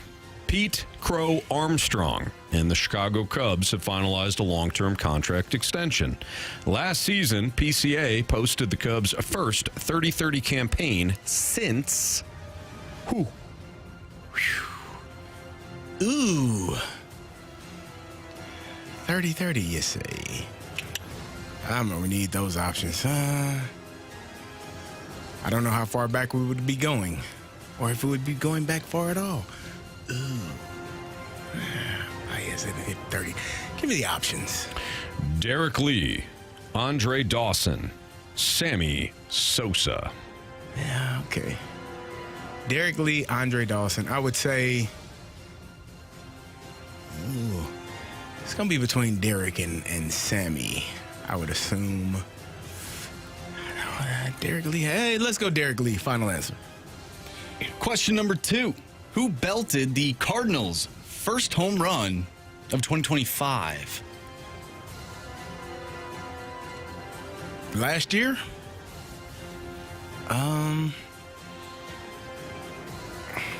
It's a good question, Marsh. 24, it would have been Ivan Herrera, because that's when you had a vision. If I'm not mistaken. Every other year, like the Giants. Anthony. Yeah, that's who you are. For a stretch. Man, I guess the easy answer would it be Nolan Arenado? I don't think I should take the options because I don't. Oh, okay. I don't know that it matters if I take the options. Maybe I could dwindle it down. The options be some people. You know what? Give me the options. Options are Nolan Arenado, Lars Nootbaar, or Brendan Donovan. I'll go with Nolan Arenado. Final answer. All righty. Nolan Arenado for Carey. Question 3. When was Skip Schumacher named National League Manager of the Year? 2023?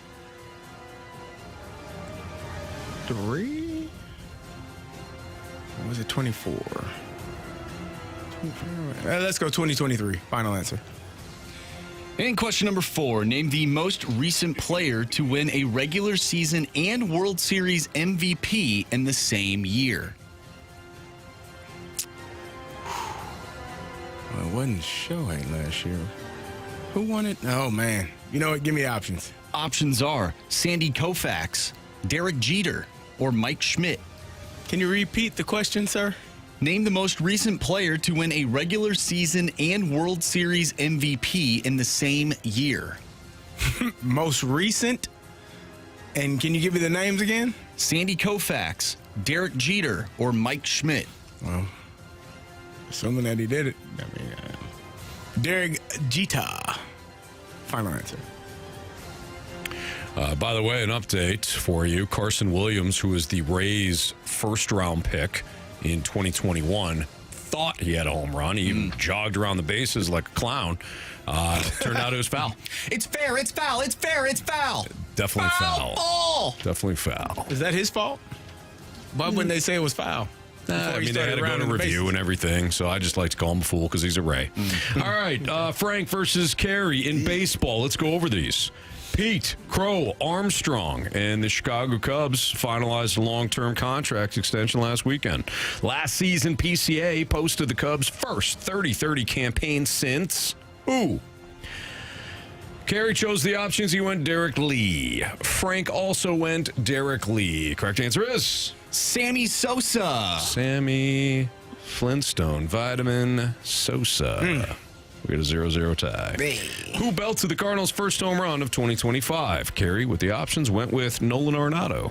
Frank, with the options, went with Brendan Donovan. Correct answer is Lars Nootbaar. Lars Nootbaar. We got a 0-0 tie. Name the most boy, we're on fire. A little bit. Name the most recent player to win a regular season and World Series MVP in the same year. Carey went with Derek Jeter. Number two. Frank went with Sandy Koufax. Correct answer is Mike Schmidt. Mike Schmidt, 1980. Stay classy. Yeah. Stay classy. So I got a 0-0 tie here. Comes down to this. What is this question? I don't know. When was Skip Schumacher named National League Manager of the Year? Oh, boy. Neither of you took the options. Frank went with 2022. Carey went with 2023. Your options, 2021, 2022, and 2023. Oh, come on, baby. So chances are this is 2021 based on the way Carey and Frank have done it. Frank. You have chosen poorly. It was 2023. Carey wins 2-0 in an absolute defensive struggle. Yeah, man. / nail biter. Good job, Frank. Thank you. That's going to be the Blues score tonight, 2-0. There you go. Yeah. Good. Blues on top. The second goal. Blues on top, right, Frank? Oh, absolutely. Yeah, okay. All right. Yeah, the Cardinals might win 2-0 also. They might. Alec Burleson got a homer later on in this game. Oh, Anthony, don't be so selfish. Did I have... No, Nolan Gorman. You don't even know. Burleson for the hit. My bad. All right, Frank, enjoy the rest of the day, and we hope you try again at some point. Thanks a lot, guys. Well played, CD. Good job, Frank. Take care. All right, that's the Gauntlet. Nice job, Gary. Thank you. You eked one out there, but Man. hey, you stayed out of that penalty box. I did. We've had a good run here. I don't feel like somebody's gone to the penalty box in a while. Well, you were in there, I was in there. but not because of the Gauntlet. It was because of the microphone. Yeah, my mic decided to break off in my hand. All right, Marsh has got what's trending for you next on 101 ESPN.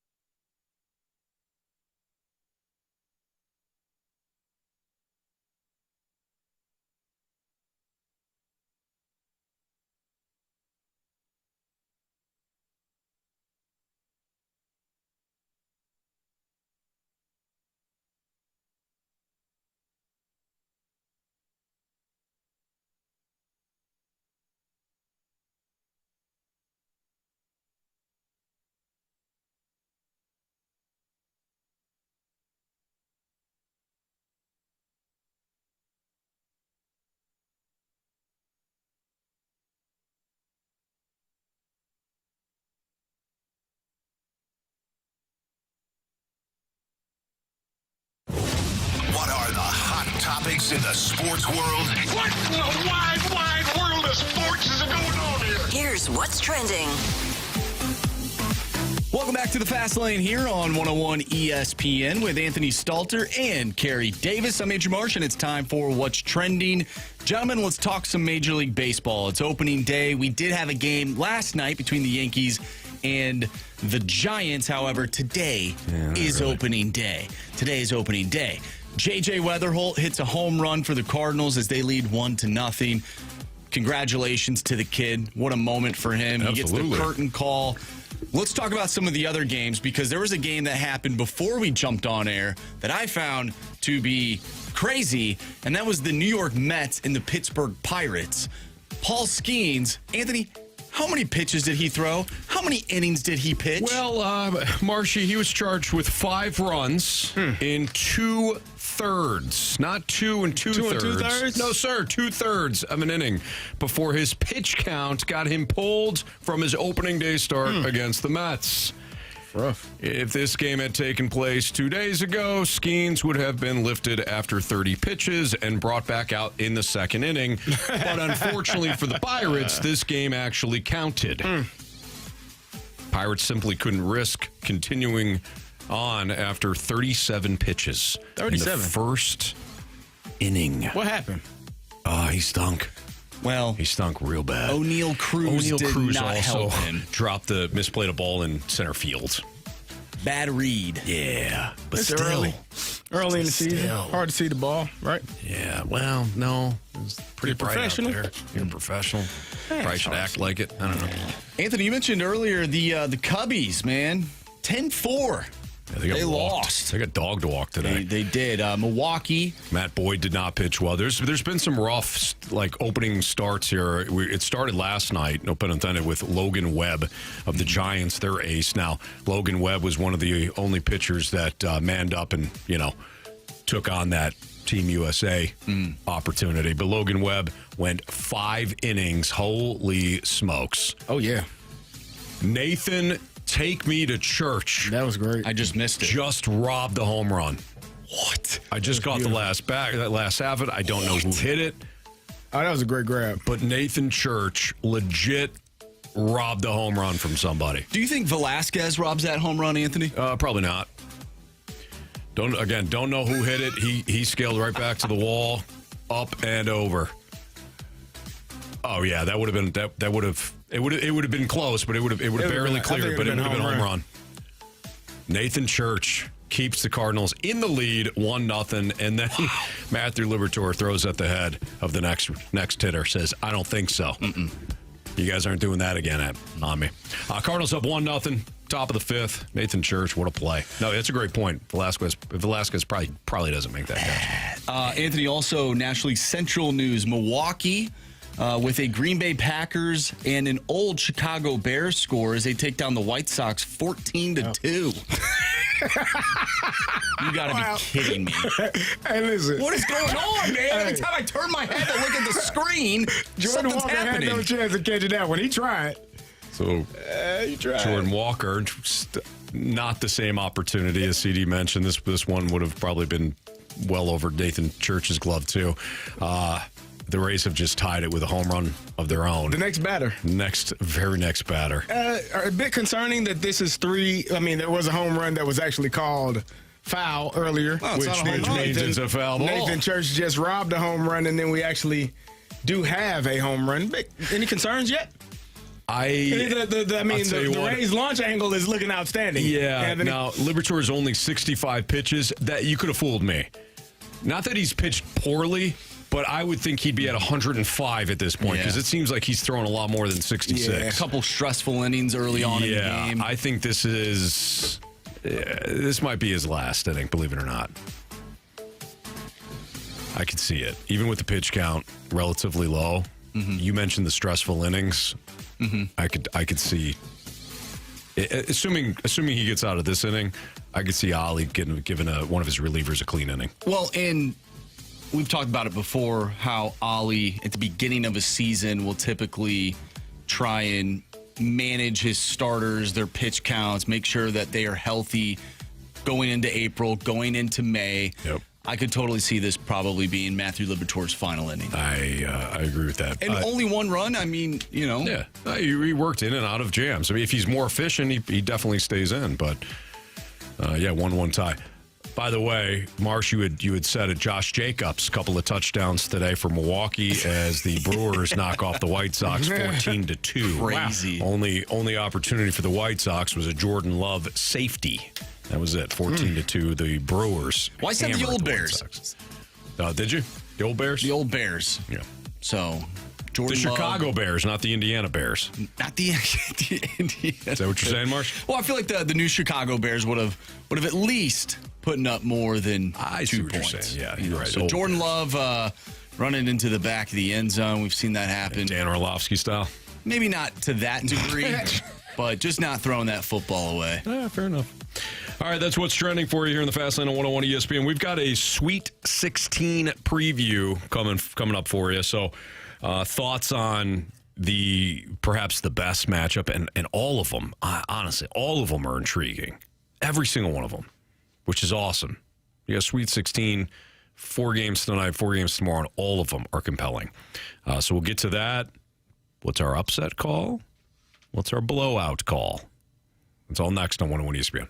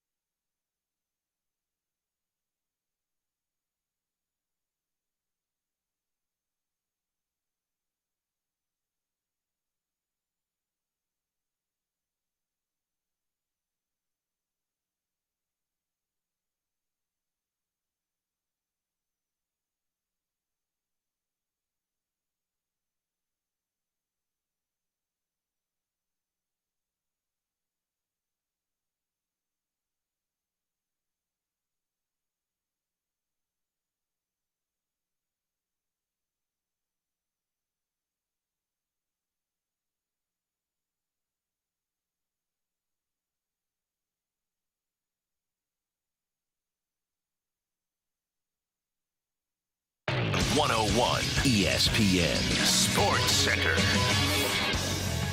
I'm Andrew Marsh. It's time for a Sports Center update brought to you by Saliga Heating and Cooling. The Cardinals all knotted up at 1 as they take on the Tampa Bay Rays in Game 1 of the 2026 MLB regular season. J.J. Weatherholt hit his first home run of his Major League career today. We talked a little bit about that earlier in the show. If you missed anything from today's show, including our conversation with Chris Kerber, make sure you go to 101ESPN.com or check out the free Dobbs Tire and Auto Center's 101 ESPN mobile app. Just head to the podcast page. You'll find all of our interviews and all of our shows there, and it's all brought to you by the Schaefer Door Company. Blues are in action tonight. They'll take on the San Jose Sharks. You can listen to that game right here on 101 ESPN. Pregame starts at 6. Puck drop is at 7. I'm Andrew Marsh, and this Sports Center update is brought to you by Saliga Heating and Cooling, a Daikin heating and air conditioning dealer.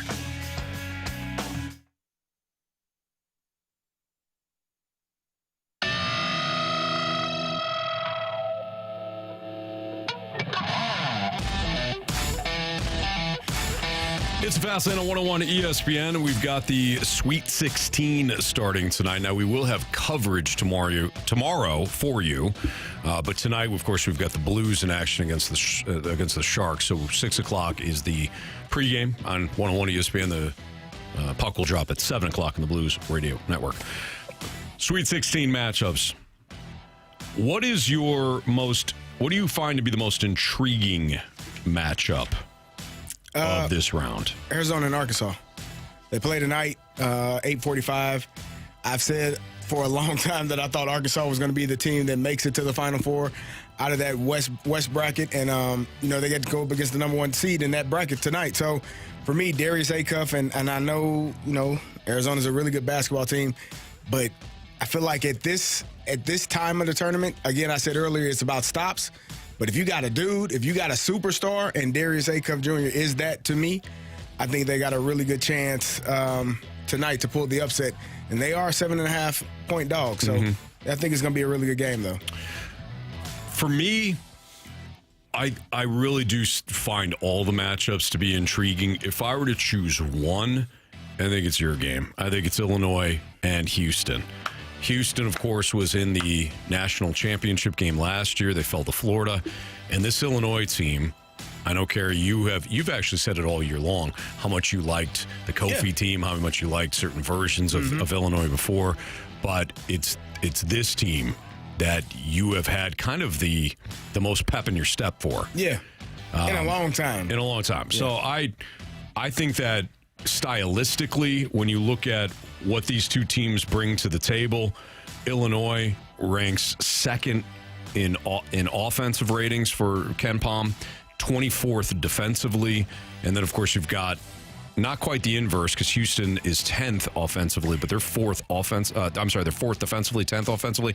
This is going to be a great matchup. I agree. All the way through. And they got both teams can shoot the three. Both teams got a couple of bigs. Both teams can play defense. I think this is fascinating. Yeah, for me, it's going to be a good game. I just said earlier, I just need them to make a stop when they need to make a stop. Yep. Like, don't allow second chance points. Don't get beat up on the interior. I think that they have all of the makings of a team that has all of the elements to be a Final Four team, if not a championship game team. So I'm excited about what they have in front of them. All right. What's going to be the most fun game? Because I've got mine. The funnest game. Because some games are enjoyable. But they're not easy. They're not like the easiest game to watch. Yeah. It's a defensive struggle. Team's not making shots, but it's great defense. Like that's not the most enjoyable to watch. It's probably going to be Tennessee and Iowa State. Okay, that wasn't the one I chose. Who do you have? Alabama, Michigan. You think so? Just because I think it's going to be high scoring. They're going to be scoring a lot of points. I mean, the way that Alabama completely dismantled Texas Tech, the way they did, the way that they shot in that game. Now, Michigan's a different beast, as we know.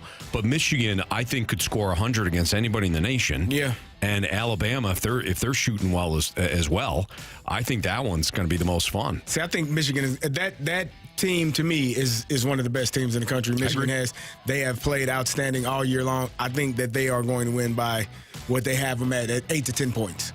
Okay. Like, I don't think it, and maybe it gets to that point later in the game, free throw game or something like that. But I do think that that's a double-digit game for Michigan. What is the hardest game for you to predict? I don't know what's going to happen with Iowa and Nebraska because I just don't know. It might be like watching paint dry a little bit. It might. They got to overtime in their previous game. So how many points did they score? 65? No, not in that one. But again, they needed overtime. Let me see what that score was. 84-75 in OT. All right. What do you think? What is your choice? By far, that was the one. If I was going to choose one each night, Iowa, Nebraska, I have no idea what's going to happen. But if I'm just choosing one on either night, Michigan State, UConn. That's the one. Predict that one. That I have no idea. Oh, that you have no idea about. I have no idea what's going to happen in that one. I might have misheard you. I might have heard the you hardest one to predict. Oh, I thought you said the hardest one to watch. Oh, no. You might be right. You might be right in that. I thought you said the hardest one to watch. No. The hardest one. No, I agree with you. Michigan State and UConn, you don't know. Flip a coin, right? Yeah. UConn brings all that experience to the table, but they haven't. That's not the same team that it was 2 years ago when they won, or even 3 years ago when they were like a fourth seed or 3 seed, whatever they were. And you could tell, like, anybody that played UConn were like, that team's good. That team's almost criminally underrated. Yeah. And then 2 years ago when they beat San Diego State, they were just a buzzsaw. Right. That's not the same UConn team, yet they're still well coached by Hurley. Mm-hmm. And on the other side, I mean, how does it get any better than Tom Izzo? Always going to be in that situation where I told you last week, if Tom Izzo is coaching, put him in the Sweet 16. Right. Like that's almost a given for me watching that team. And I watched Michigan State play, this season. That Jeremy Fears is a really good point guard, one of the best in the country. He's tough. He's a Tom Izzo Michigan State basketball player. Tough, hard-nosed, can score when he needs to. They play defense like no other. Like that's Tom Izzo. That's his calling card. So I think that's going to be a really good game. The other game that I think is going to be really good as well and might be a surprise is that Duke-St. John's game. I actually think that's going to be a rock fight.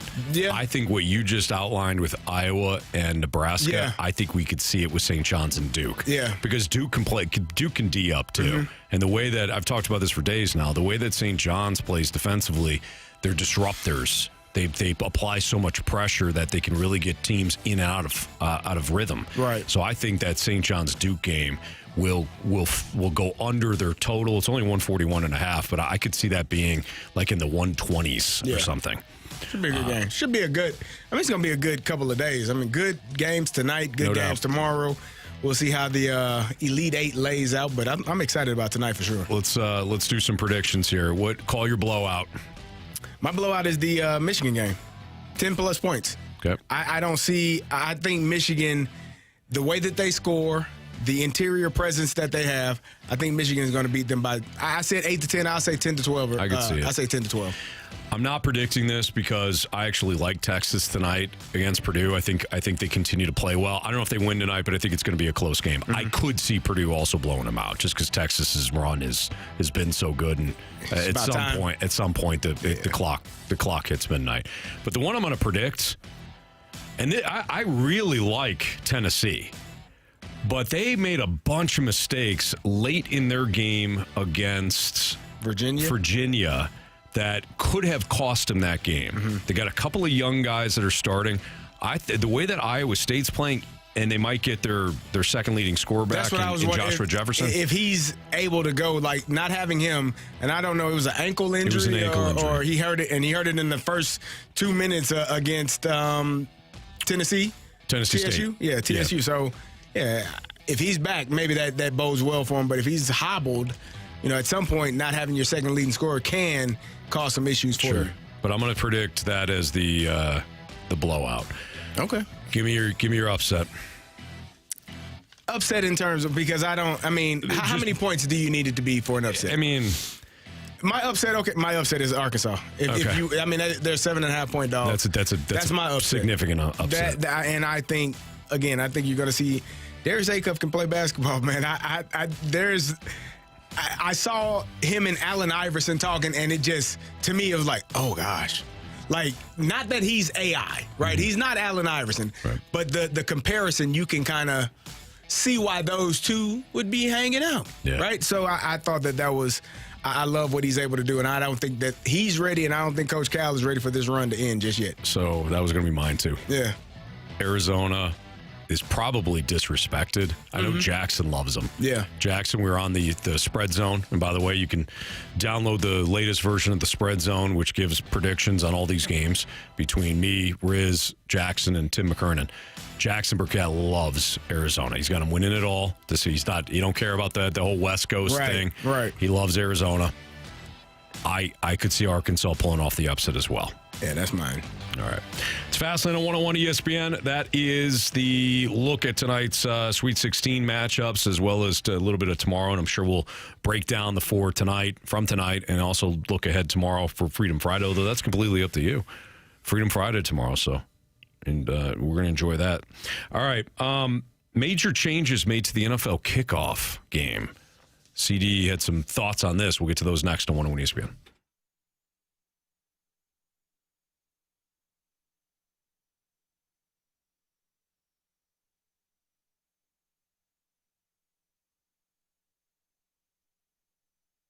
Hey, is your garage talking to you? If so, make sure you call my friends at Don's Garage Doors. We've been there before. If you've been a homeowner for a long time, you may have heard that spring go out, or you may have been stuck outside of your garage because your garage door won't open. That is the time to call 866-4-DON's Door. And if you book before 10 a.m., they've got same-day service. And if for some reason they can't come out, you can get a $300, not even a rebate, there's just $300 that you can use for your repair or your replacement. But you don't want to wait if you're hearing noises. Noises means trouble that your garage door needs attention for, and you don't want to do the repairs yourself. I mean, we're talking about the heaviest piece of equipment in your home. So you want to make sure that you call the professionals at Don's Garage Doors. They're a local team. They provide honest service, quality work. They show up on time, they do it right, and they stand behind their work. And what more can you ask out of a company? When it comes to their offers right now, a simple annual tune-up can prevent a major repair down the road. And right now, they've got a special going on for 101 ESPN clients, $29.95 tune-up. So for less than $30, you can have Don's Garage Doors come out, take a look around, make sure everything is working properly, tune up what they need to tune up. And if there is something that is major repair, well, they can handle it right there for you. So, again, that phone number, 866-4-DON's Door, or visit donsgaragedoors.com. Tell them Stalter sent you.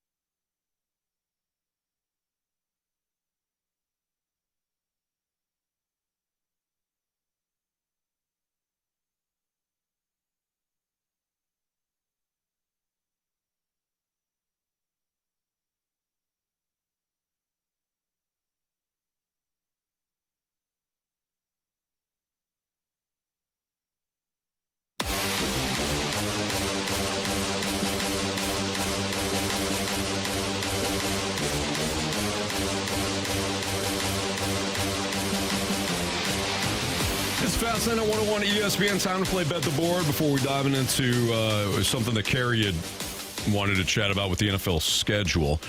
Marsh, what is the latest Bet the Board standings? All right. This is a tight race. I don't like it. Anthony, you have 10 points. Yeah. You did not hit your pick last night. I didn't. Jamie has 10 points. I have 10 points. Wow. And Carey has 4. I didn't hit last night either? You did not. What did I have? You had Rafael Devers, 1.5 hits, runs, RBIs. He had 1 hit. That was rough, man. That was very rough. About the old Giant. Sorry about your car. All right. Is it still me? Still you. Okay. By the way, the Cardinals bullpen is currently blowing their, not in their lead, but their tie. It's now 2-1 Rays. Matt Swanson came in and gave put a bunch of Rays on, loaded the bases. Ale Marmol pulled him, went with Brule, and right away, the left-hander gave up a base hit, RBI, and it's now 2-1 Rays. Better get that offense going. All right, gentlemen, we've been talking about it. Give me Arkansas on the alt line, plus 9.5 tonight against Arizona. Really? Yes, sir. Plus 9.5 on the alt line. Jamie is going with the Dallas Stars money line tonight. He would. He's going with Dallas.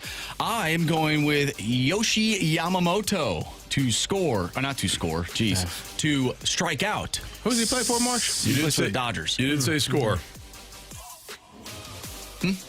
Yamamoto? You said he's got to score. No. I'm trying to correct myself, Anthony. We're in a competition, okay, Marsh?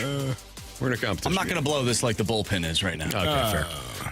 Yoshi Yamamoto, 6+ strikeouts tonight against the Arizona Diamondbacks at minus 138. All right. Well, you know what I like? Give me Kyle Tucker. 1.5 hits, runs, and RBI. You're not going with your Illini? No, I don't bet on that. I don't fool around with the. You don't want to curse him. Well, no, I just don't do anything as it pertains to the Illini. Okay, that's fine. The Illinois Fighting Illini. That's fine. All right, you don't have to yell at us. It's fine. It's now 3-1 Rays. How's that work? That's good. Brule did get an out, which is good. But now he faces the cleanup hitter for the Rays. It is 3-1 top 6. Plenty of time, guys. Plenty of time. Brule's got to get out of this, though. Got to get out of this. A little shaky. Carey, you had saw some major changes made to the NFL Kickoff game that you wanted to highlight. Man, that was kind of interesting that, the season will begin on a Wednesday night. Mm-hmm. And then which with the Seattle Seahawks, the opponent is to be determined, to be named later. We don't know who they're playing, but on a Wednesday night, Anthony, for the NFL, it's a little weird. It's a little weird, but I'm assuming that was done because the Rams and 49ers are playing in Australia the next day on Thursday. And I got to thinking about where the NFL is in terms of, I understand the global market and wanting to be an international game and wanting to have eyeballs from around the world, not just here in the United States or not just in North America, but having the eyeballs of the entire world on your game. And I would assume that they feel the best way to do that is to have games that are played internationally, overseas. But what are you thinking about? Because I've played in a game, a preseason game, albeit, but I played in a game in Tokyo. When I was playing with the Falcons, we played the Colts in Tokyo. It was awful. Like, the ability to adjust to the time, I think they said, number of hours you change is how many days it takes for you to kind of become acclimated. Wow. And so it was a rough transition getting there. Like, I feel like I slept. If we weren't at practice for those 3 or 4 days, I felt like I slept the entire time. When we came back, my clock was even worse because we weren't there long enough to get adjusted. And then came right back. So just the amount of, I think, the stress that is being put on the players when they have to play these international games. I know the Jaguars play a couple of them. Usually they stay over there. But when you have to travel like that, I'm wondering, we talked about the NFL and how they are so hell-bent on player safety Well, player safety is what happens on the field, but the things leading up to getting on the field obviously have a large impact on how you perform on the field. So I just wanted to know what your thoughts were about the NFL, one, opening day being Wednesday night, and then two, having a game in Australia, because that's why you have to have the game on Wednesday, because you want to make sure that that game is played. Yeah, I understand why they do it. I understand that they want to reach as many countries as possible and different audiences as possible. I get that, but at what point does the NFLPA use that as a bargaining chip at the negotiation table? Or try to get rid of it by giving up something else. Where the Eagles played the Packers a couple of years ago in, I think it was Brazil, and they couldn't even leave the hotel. Right. Like they couldn't, and they were told you can't wear green. What's the base color for both of those teams? That'd be green, sir. Yeah. So if it's a danger, if being in certain places is dangerous, or being in certain places is going to impact your sleep schedule, which I don't know about you, but when you need to get your sleep, play at a high level, I just find it very intriguing that the NFL is here, and as you said, the Players Association have not come to the table and said, all right, man, enough is enough. Like, let's pump the brakes on this. We can have 3 or 4 games, but it will be at some point, they're going to have 10, 12, 14, 17 games overseas.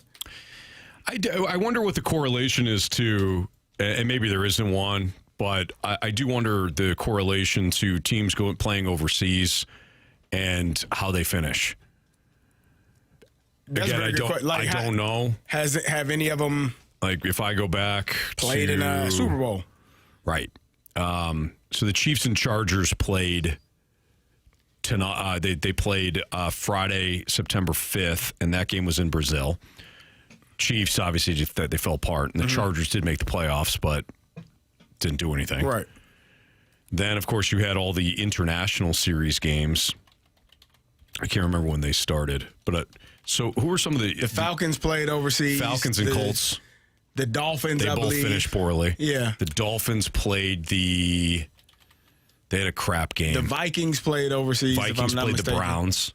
Vikings finished okay, but Browns, as we know, didn't finish. Vikings played 2 games. Yeah. Against the Steelers, too. That's right. But they also played the Jets the year prior. And, they went to the playoffs and were one of the better teams in the NFC. Has any of the Broncos played the Jets overseas? Has any of the overseas games teams played in the Super Bowl? That's a good question. That same year. Yeah, the Eagles. Oh, the Eagles won the Super Bowl. Won the Super Bowl. They played in Brazil. Last year. 2 years ago. 24, what we were just talking about. Now, that is on this side, though, of the world, right? Right. You're just going south. You're not going east. That's true. To Europe. Rams played the Jaguars in Wembley. Last year? Or the year they won? This past season. No. They didn't win the Super Bowl. Yeah. I don't know, man. I just find it intriguing, especially like the later on in the season it gets. Like your body is already drained. You're already fatigued, and then you have to line up and go overseas, deal with time adjustments and all of those things. Yeah, I'm with you. I think it's going to be interesting to see how this all. I don't love playing in Australia, week 1. Yeah, I don't know how, man. I guess it's 2 West Coast teams. I guess that helps, but still, how far is that travel? Right. I guess we are thinking.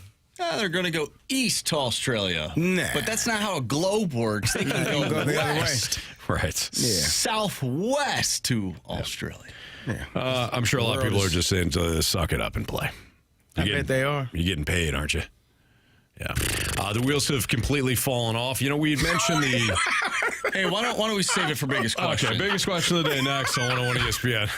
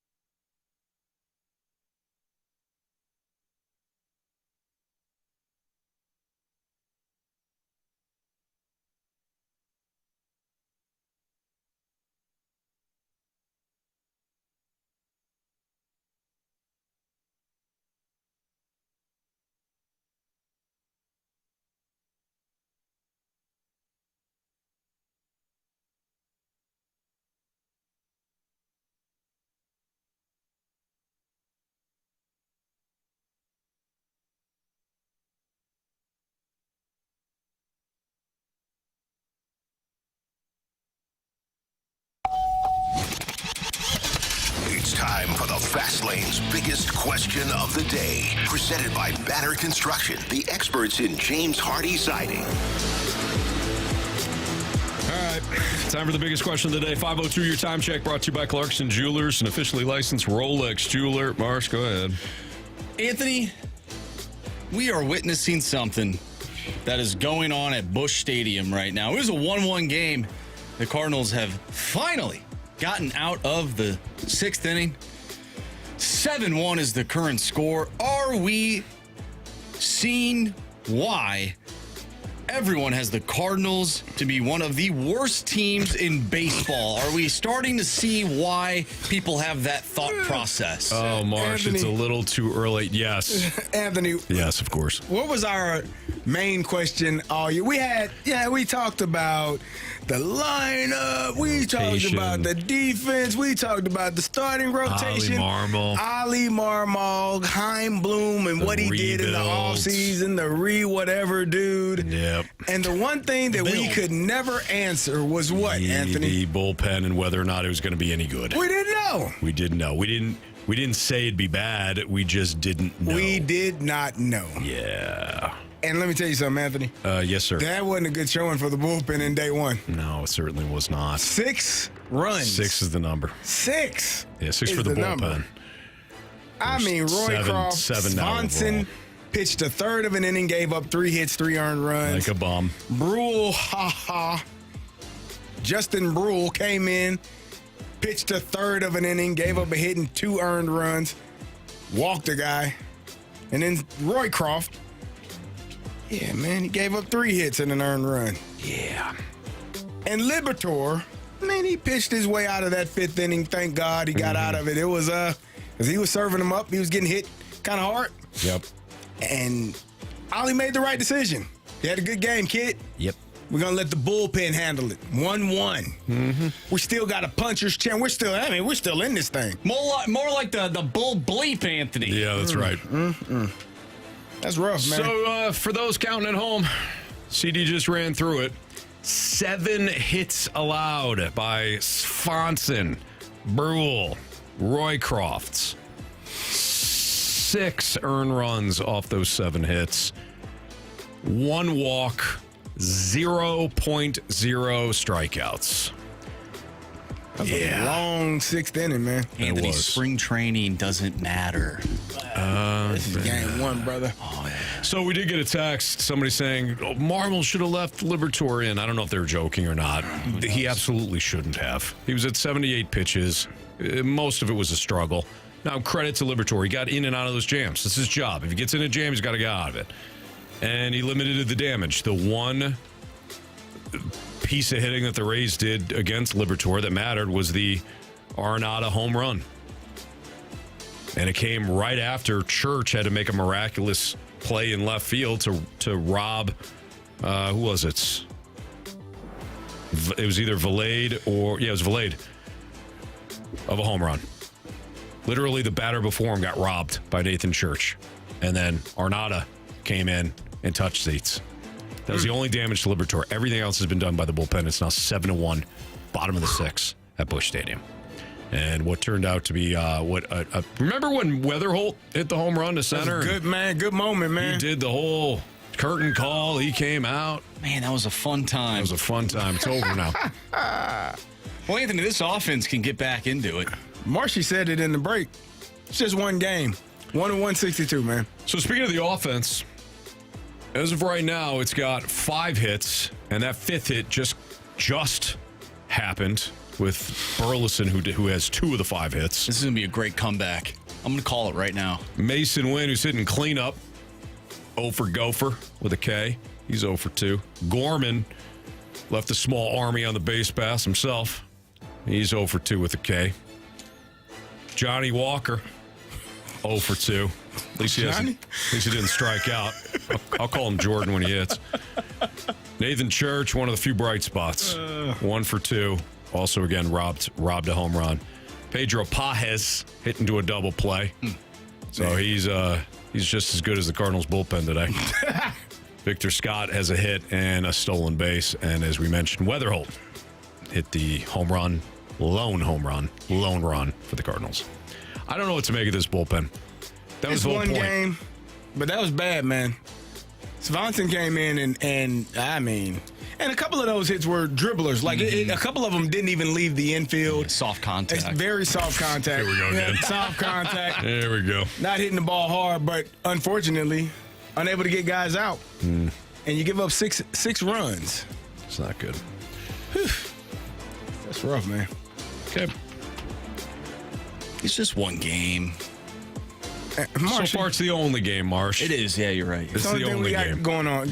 Where's Pete at? I don't know where Pete's always Pete in. Alonso? No, not Pete Alonso. Pete, big strong guy.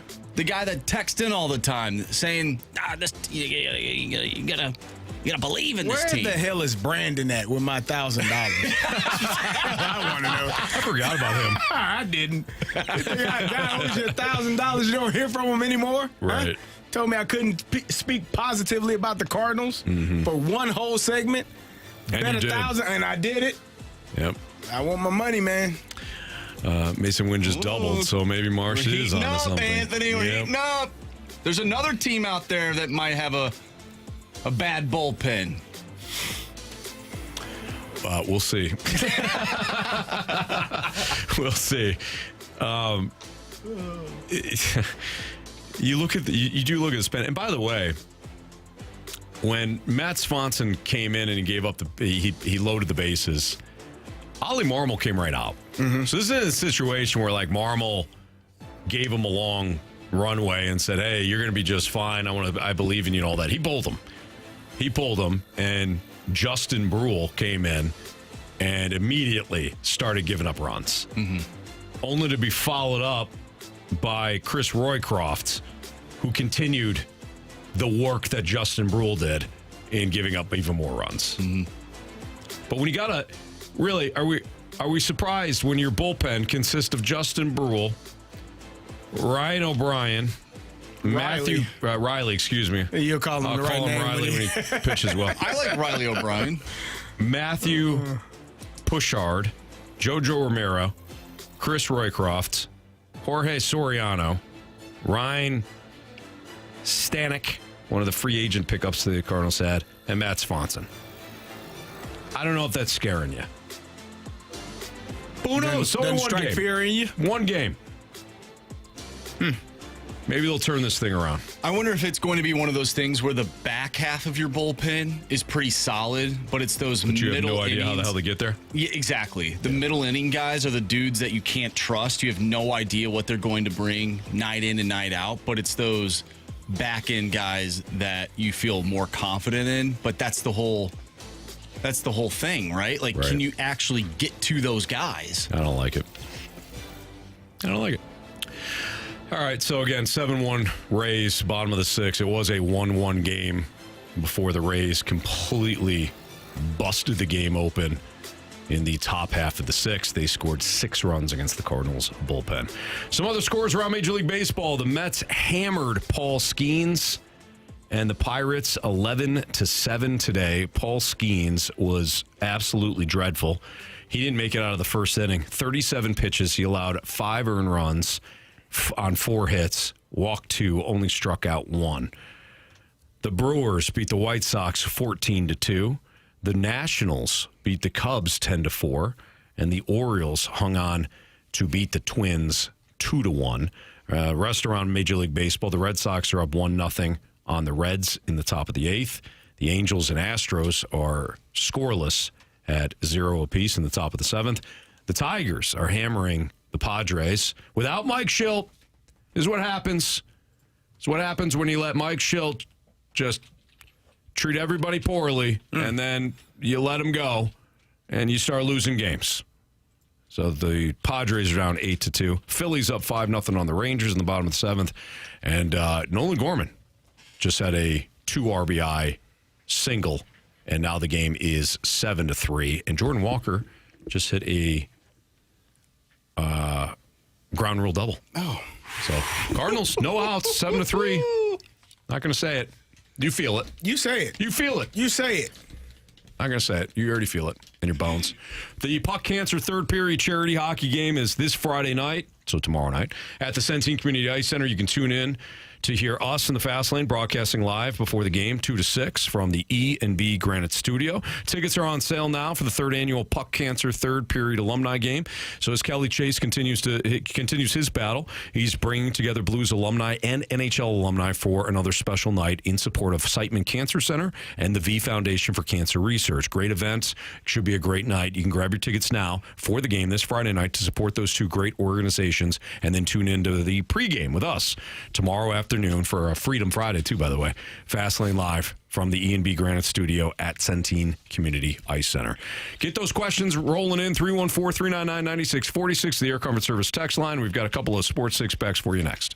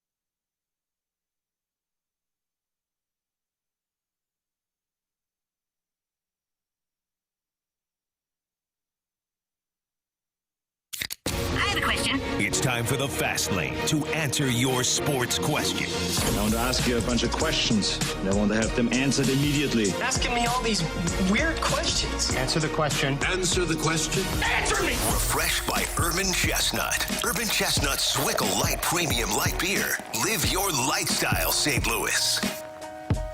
Well, like we told you, this Cardinals team's got no quit. You try to stop them, but can't stop really them. Can only hope to contain them. Yeah, exactly. Yeah. This is a freight train. Nah. So the Cardinals have now rallied to make it 7-5.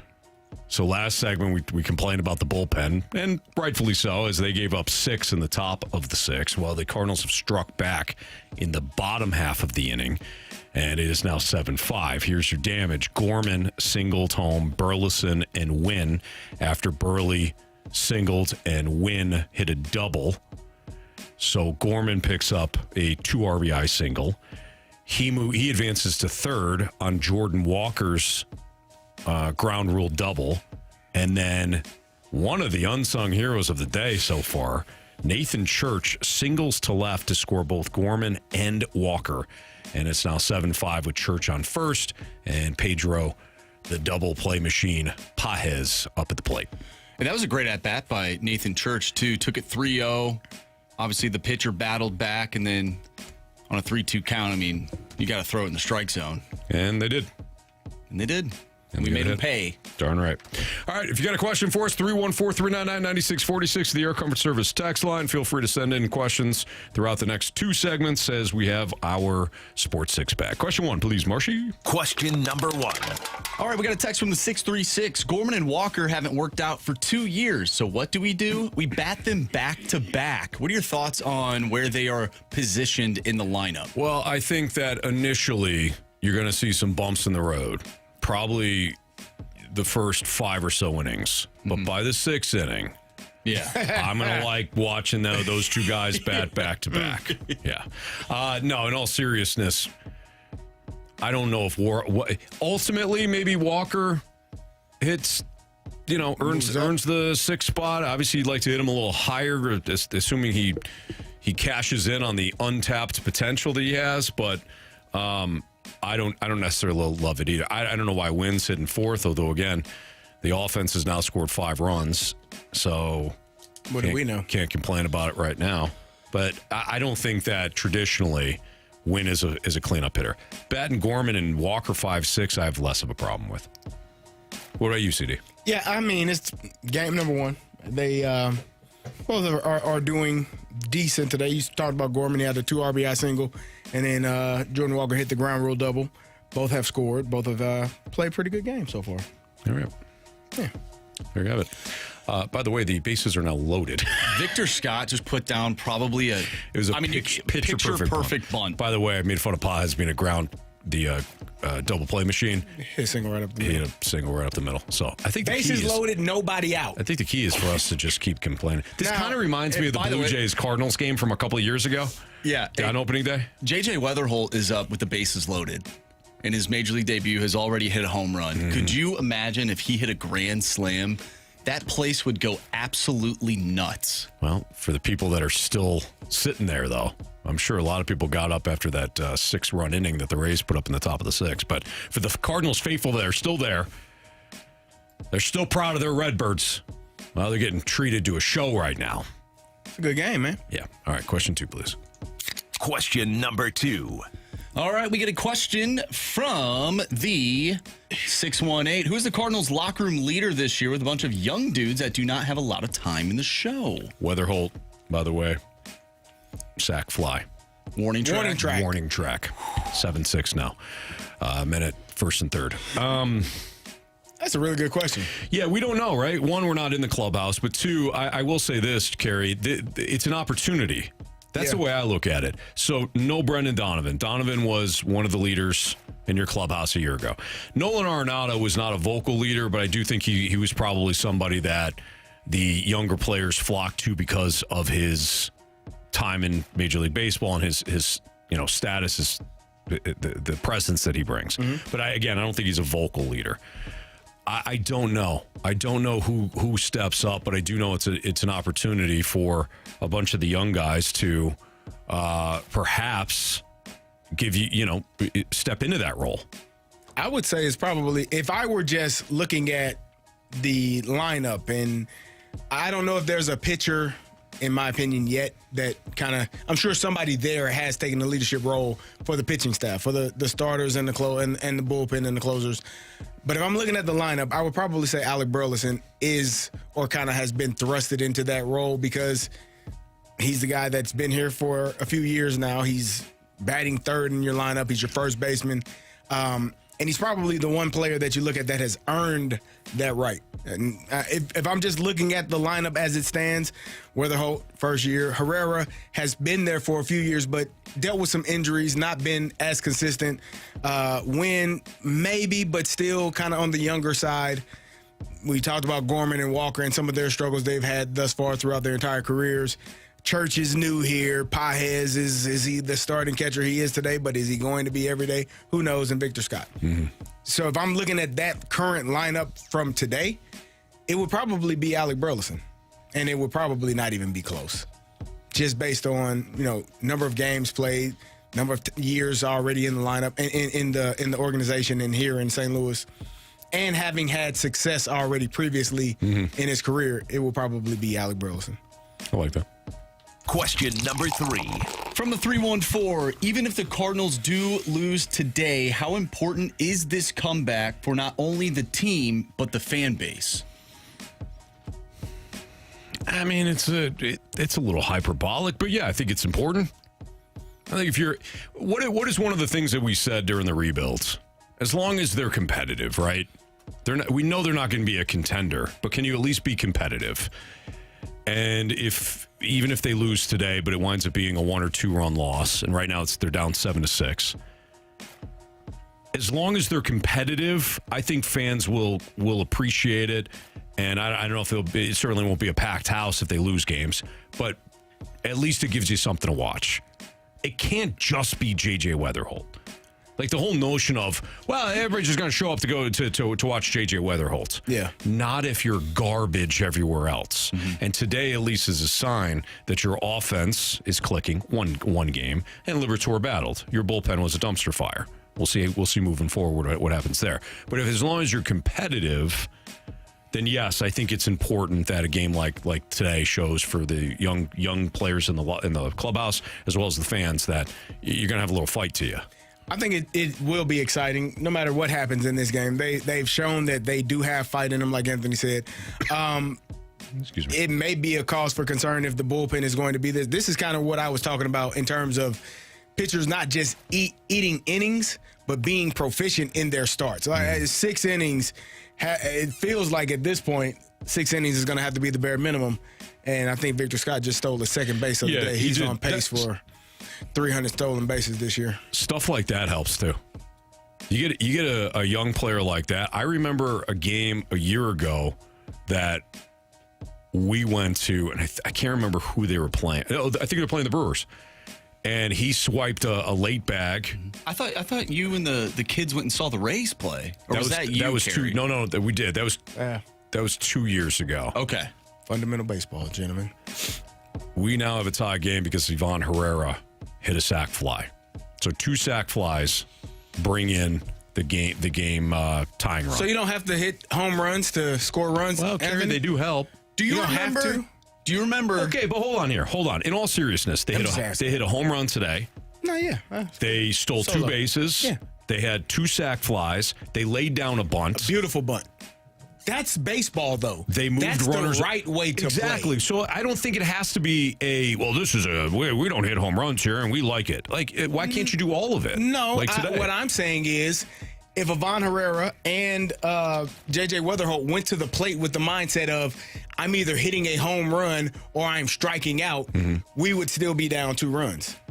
And for me, the mindset at the plate, it seemed to be make contact, hit the ball to right field, and move Fundamental the runner. baseball. Fundamental baseball. I'm with you on that. Whereas I've seen too many times over the last few years, and not just with the Cardinals and baseball in general, I got to be the one to hit a home run because I'm going to be that. That is terrible brand. That is a terrible brand of baseball to watch. That to me was fundamental baseball. You stole a base, you put yourself in scoring position. Now, when the sacrifice fly happens, you're now one pass ball away from going ahead in this game because you were able to steal a base. This is, to me, really good baseball that they're playing right now. I agree. Fundamentally sound. Can we get some help in the bullpen? I mean, it's one game. It was really bad, though. It was really bad. But this is really good. So I'll keep watching. Yeah? Do you remember, got a fan, Cardinals.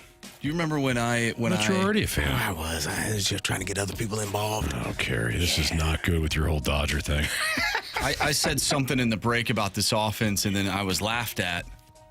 Said this is how you win games, and I was laughed at. No, scoring runs is because it was 7-2 at the time. No, okay, Mark, 7-3. Let's allow people to look behind the curtain. So in the break, when the Cardinals had made it like 7-5, Get out of here.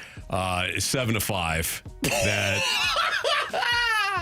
I'm going to remind everybody we don't have the rights. So let's give it a beat here. Why don't you continue what you were saying? Marsh said something to the effect of, this is the type of offense they need. Yeah. And in my head, I'm like, the one that scores runs. And Marsh said, go fast lane yourself. But what he meant was an offense that can move the line. And yes, by the way, Alec Burleson just hit a 2-run shot, a mammoth home run, and it's now 9-7. Who doesn't love this team, huh? And you know who's to what did I say? Hey, you know who deserves ultimate credit here? Us. Because we talked so much crap when they got down 7-1 that they felt it at Busch Stadium. I had 2 visions today, gentlemen, that just came true. I know the game's not over yet, but you did say maybe another bullpen will be crapola. I did. I said the Cardinals would come back in this game. Nice work, Marsh. Man, now it's still only the bottom of the 6th, and yeah, we still got a lot of ball game left. And the Rays just crossed up. Jax, the reliever, just crossed up his catcher. Oh, man. Hit him in a bad spot. Yep. Not great. So the Rays are falling apart now. The wheels are falling off the Rays. All right, keep those questions coming into the Air Comfort Service text line, 314-399-9646. Part 2 of the Sports Six-Pack next.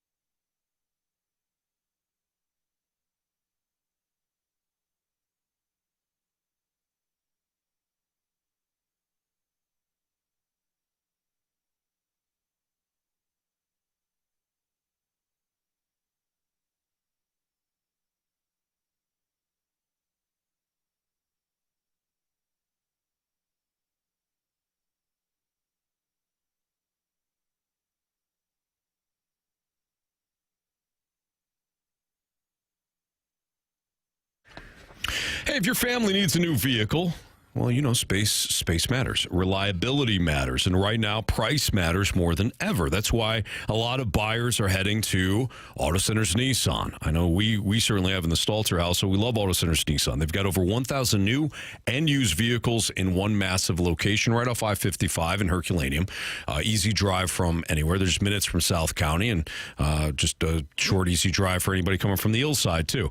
But they're located, like I said, in Herculaneum, Missouri, and Auto Centers right now has offers that you can't ignore. On select new Nissan models, you can get 0 payments for 6 months, 0 money down, and 0% APR for 60 months. Plus, remaining 2025 models have been discounted up to an $11,000 off MSRP, which means families can save serious money on a brand new vehicle right now. Every new Nissan also comes with a 30-day return promise, giving buyers peace of mind that within 30 days they can bring the vehicle back for a full refund if they want to. Select used vehicles even qualify for 0 down and no payments for 3 months, which can make upgrading your vehicle a heck of a lot easier. And when you shop online at AutoCentersNissan.com throughout the month of March, which we are getting toward the end of the month, every vehicle qualifies for up to an extra $1,000 in savings. How you do that is you find the vehicle that you like and then just click on the Claim My Buyer's Bonus button and you'll get locked in. Tell them Stalter sent you when you do head out to Herculaneum. It's Auto Centers Nissan and AutoCentersNissan.com.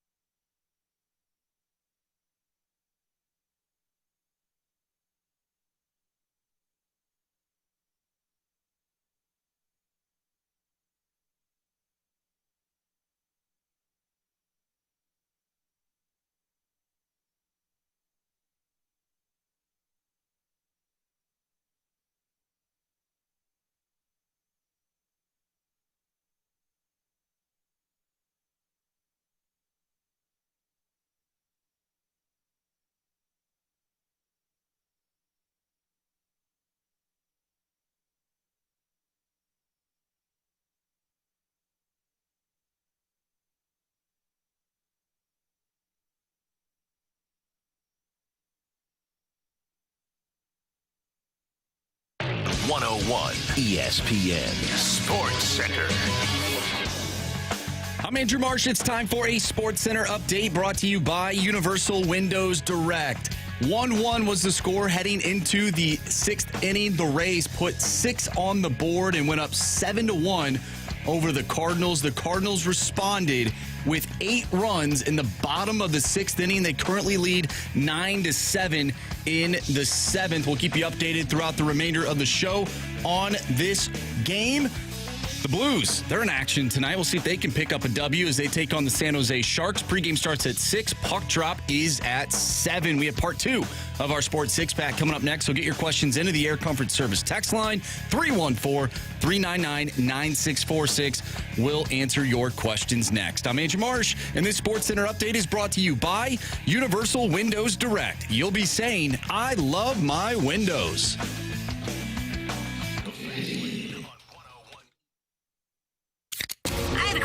It's time for the Fast Lane to answer your sports questions. I want to ask you a bunch of questions, and I want to have them answered immediately. Asking me all these weird questions. Answer the question. Answer the question. Answer me! Refreshed by Urban Chestnut. Urban Chestnut's Swickle Light Premium Light Beer. Live your lifestyle, St. Louis.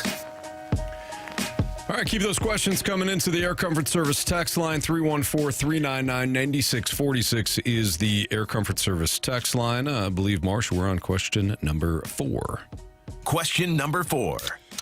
All right, Anthony, we got a text from the 314. So good job, boys. Your negativity sent me back to a 6-1 Cardinals game. Thank you, LOL. You got it. Are you going to take credit, Anthony, for what's going on? Should we, as a whole, Jamie, take credit for what is happening at Busch Stadium? Yeah, I do. Yeah. How do you want us to be, I guess? You know?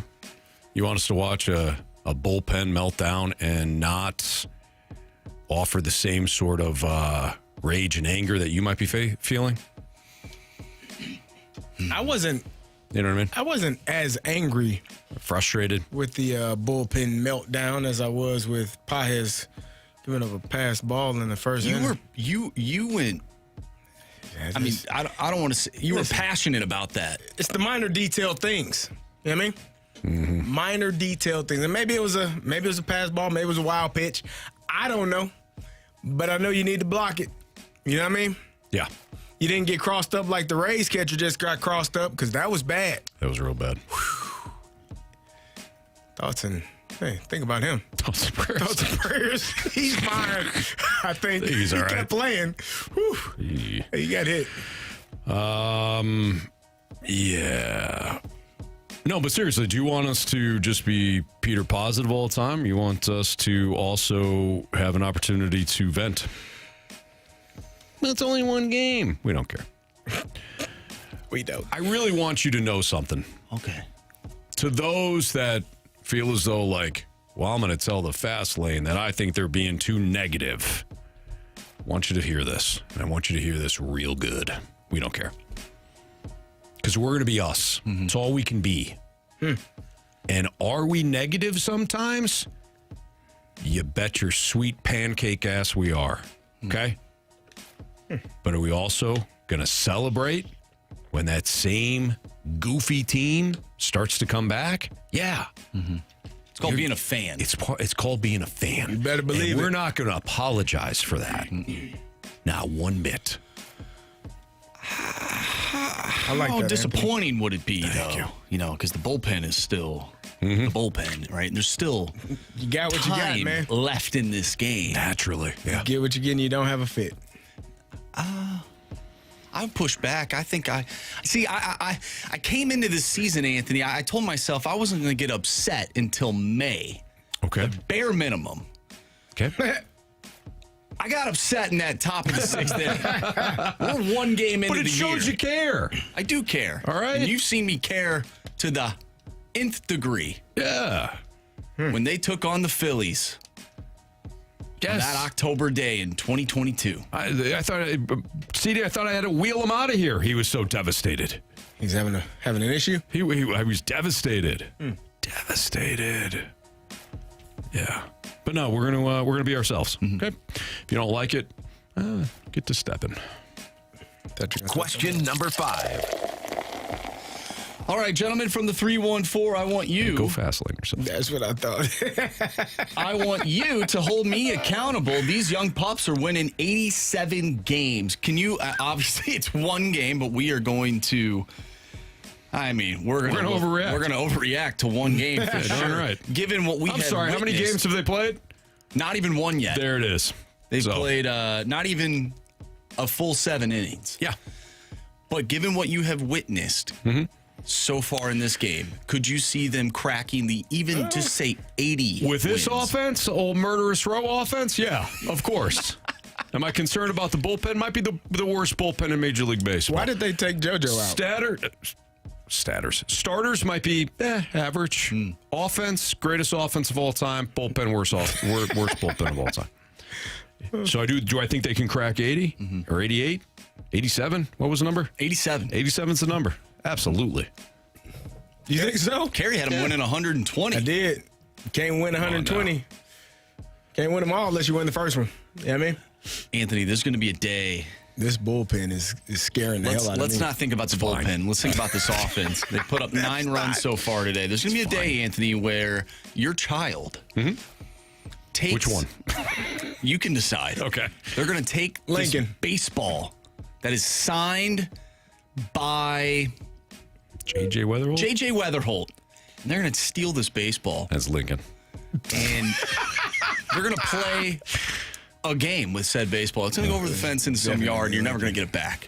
Right? I don't like that. Eventually, they're going to go over to whose house it is. Yeah. And they're going to give you the 2026 Cardinals offense, like the positional players. We're not going to throw any of the pitchers on them. No. A baseball with all of their signatures. Wow. I can't wait for that day. Yeah. Which child is it going to be? Lincoln, 100%. Yeah. Yeah. Not only would Lincoln steal something of mine, he would also downright tap dance around some B&E, you know? Not quite there, but not quite there, but at least hovering around, breaking and entering. You know, just dabbling, just dabbling, just close enough, right? To where fortunately, I live in a kind neighborhood where the neighbors will welcome him in. Lincoln, come on in. I remember when you were just punching your brother. I would have gotten it for you. Oh man! I got another Lincoln story for you. Not a huge story, but you know we all know about the double punch that he had to link to Killian. Boom. So we were watching, I don't know, some TV show, and there's like a bully bullying kids or whatever. I'm like, man, this isn't good, all right? And I turned to Lincoln and I said, Lincoln, would you double punch that kid? He goes, yeah. Dead serious. He pauses. He looks at me. He's 4 years old. He looks at me. He goes, all right, punch him in the nutso.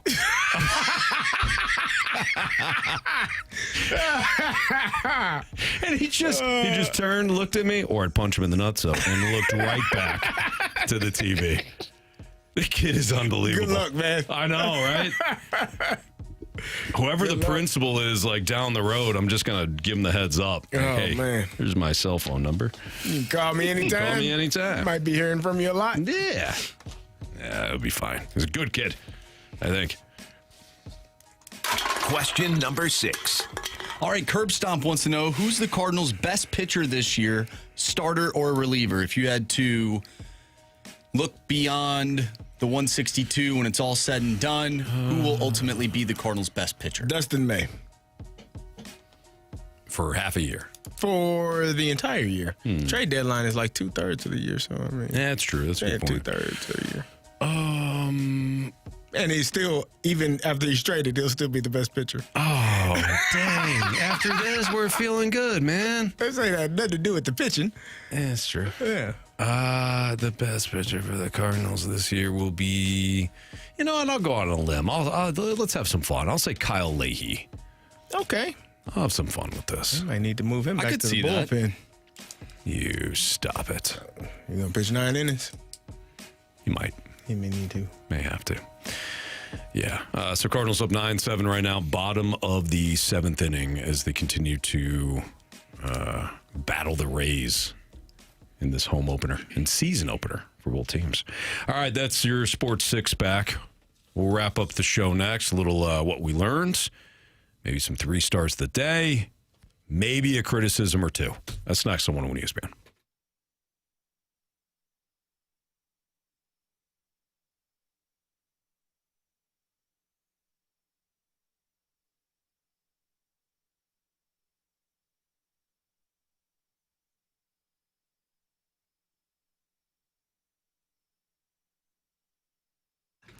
Right now, new FanDuel customers can get up to $300 back in bonus bets every day for 10 days. Here's how it works. Place a tournament bet using the token, and if it doesn't win, you'll get up to $300 back in bonus bets every single day for 10 straight days. You can mix things up with same-game parlays for a shot at bigger payouts. And the tournament is going into the next weekend. It is an exciting time. Games happening tonight, tomorrow, Saturday, and Sunday should be a great time, so don't miss out. Go and bet, and you get that $300 back in bonus bets for 10 days straight. Visit FanDuel.com/local to sign up today. Must be 21 plus and present in Missouri. Bonus bets are now withdrawable and expire 7 days after receipt. Tokens are received in increments of 1 per day. Restrictions apply. See terms at sportsbook.fanduel.com. Gambling problem? Call 1-800-GAMBLER.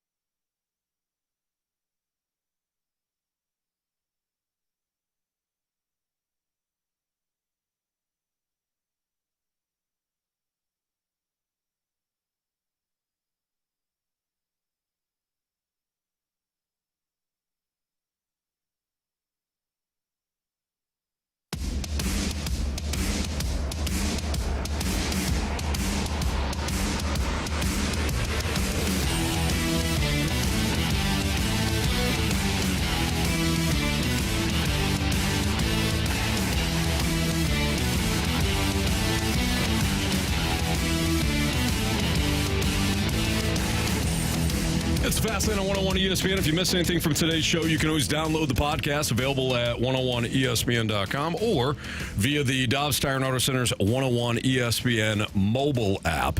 All the podcasts brought to you by Schaefer Door Company. Time to find out what everybody learned today. Marsh, you got to start with you because Carey went to the bathroom. Yeah. What I learned today is that you can never give up on the 2026 St. Louis Cardinals. It's only been one game, Anthony. Not even a full game, but you can never give up on this club. I don't care what happens all year long. It might not look pretty through, heck, maybe even 8 innings. Honestly, it looked fine for, well, it's just one inning. One inning. One half an inning. But you're right, Marsh. You can't give up on this team. Don't give up. Can't get fooled again. No. Can't get fooled again. Kerry, what'd you learn? What did I learn? I learned that this Cardinals ain't that bad, man. I don't know if that's what Marcia said, but they ain't that bad. Lineup, check. Starting pitching, check. Bullpen, I don't know. Question mark. But grit, toughness, determination, desire, passion. Check, check, check, check. You know what I mean? I do. Yeah. I do know what you mean. Good times. Yeah, what I learned, kind of similar to what you guys said, the Cardinals will have the best offense in all Major League Baseball this season, save for the Milwaukee Brewers. They scored 14 today, so. Oh, still time. Yeah, true. Cardinals still got at least one half an inning to keep batting. Damn. Good call. Go Cardinals. Go Cardinals. Marsh. Criticisms and or compliments? Yeah, please. All right, from a 314, love the show. Listen every day. Everyone have a good evening. Go Cards and go Blues. Yeah. Okay. Nothing sweeter than that, right? This one's interesting. From 007, Bond. I started dating a woman in 2019. The Blues won a championship. The Chiefs won a championship in 2020. My Kansas Jayhawks won a championship in 2022. The Cards were on a roll in 2022, and they fell short, as did our relationship. Oh, sorry. I'm hoping to find the right woman this season to help my Cards bring home my final championship for my favorite teams. Opening days allows for so much hope, and I hope to find that woman to help the Cards win it. Okay. Well, we hope you find her as well. Think they might be using our show to. Is it like I don't know. Maybe kind of throw it out there? I mean, if it's James Like Tinder? Bond. Listen, I you don't know. Find anything on the fast lane. If it's true. You know what I mean? Yeah. Never know what you're going to hear. Or what you're going to find. Or what you're going to find. Or what you're going to read. Very true. Or see. Some people send in text messages. Yeah, I don't need to see that anymore. Yeah, I don't. I've seen I don't know it what enough. it was. Anthony. That's. I don't think I need You're the it. luckiest guy in the studio. I don't think I need to see it, quite frankly. Yeah. Yeah, no need. But we appreciate you listening, being tuned in. That's for sure. Curb Stomp says, another banger, boys. Your faith in the bullpen is inspiring. This team as a whole, Jamie, looks like some youngry birds. Okay. Yeah. I like it. Do I like the bullpen? No, absolutely not. But you know what, though? In fairness, this bullpen has come around just a little bit. Jam here. The Fast Lane always keeping it 100. Rock on, guys. Thank you. Right we on. appreciate that. See, Jam gets it. He knows we're not going to be anything less than ourselves, which might include some negativity and some complaining. Okay? Sorry, not sorry. I'm not even going to double check on this one. I'm not even going to fact check it. I'm just going to believe. From Marshy Had a Vision. Yes. The last time the Runnin' Redbirds scored 8 runs in an inning on opening day was in 2006. Coincidence? I think not. Number 12 in 26. Whoa. Wait, how many runs? Scored 8 runs in an inning. Oh, 8 runs in an inning. Got it. On Okay. opening day. It was Got it. 2006. How about that? So what are you saying, fellas? You know what he's saying. Okay. I'm just checking. You guys ready Make for sure the we're 3 all saying stars? the same thing? Yeah, we're all saying the same thing. Well, we're at least all thinking it. Yeah. All right, 3 stars. It's time for the Fast Lane's 3 Stars of the Day, presented by Circus Sports. No bet fees ever with the world's largest sports book, now at your fingertips in Illinois and Missouri. All right, our 3rd star of the day goes out to Barley, the Dalmatian. Yeah. We think that's his did name. We get the confirmation? We don't know. Well, text line is our fact checker. Yes. So. Okay. Barley will be his name for the foreseeable future. 2nd star of the day goes out to the NL East, the division. You say it fast. Another word might not appear, man, but your coworkers will at least pretend it did. Anthony, it's what you said, and they heard something different. It's not what I said, it's what they heard. Oh, yeah, that's the correct saying. That was hilarious, man. First star of the day goes out to J.J. Weatherholt. Yeah. First home run in the bigs. It was his first hit. Congrats. Congratulations, J.J. We hope to see many more. Indeed. Absolutely. Tomorrow we will be at Centene Community Ice Center and the E&B Granite Studio. So if you're heading down to the Puck Cancer 3rd period charity hockey game, maybe you'll stop by and say hello, or at least give us a wave as we're in the E&B Granite Studio. Freedom Friday, too. And a very special birthday. Yeah, man.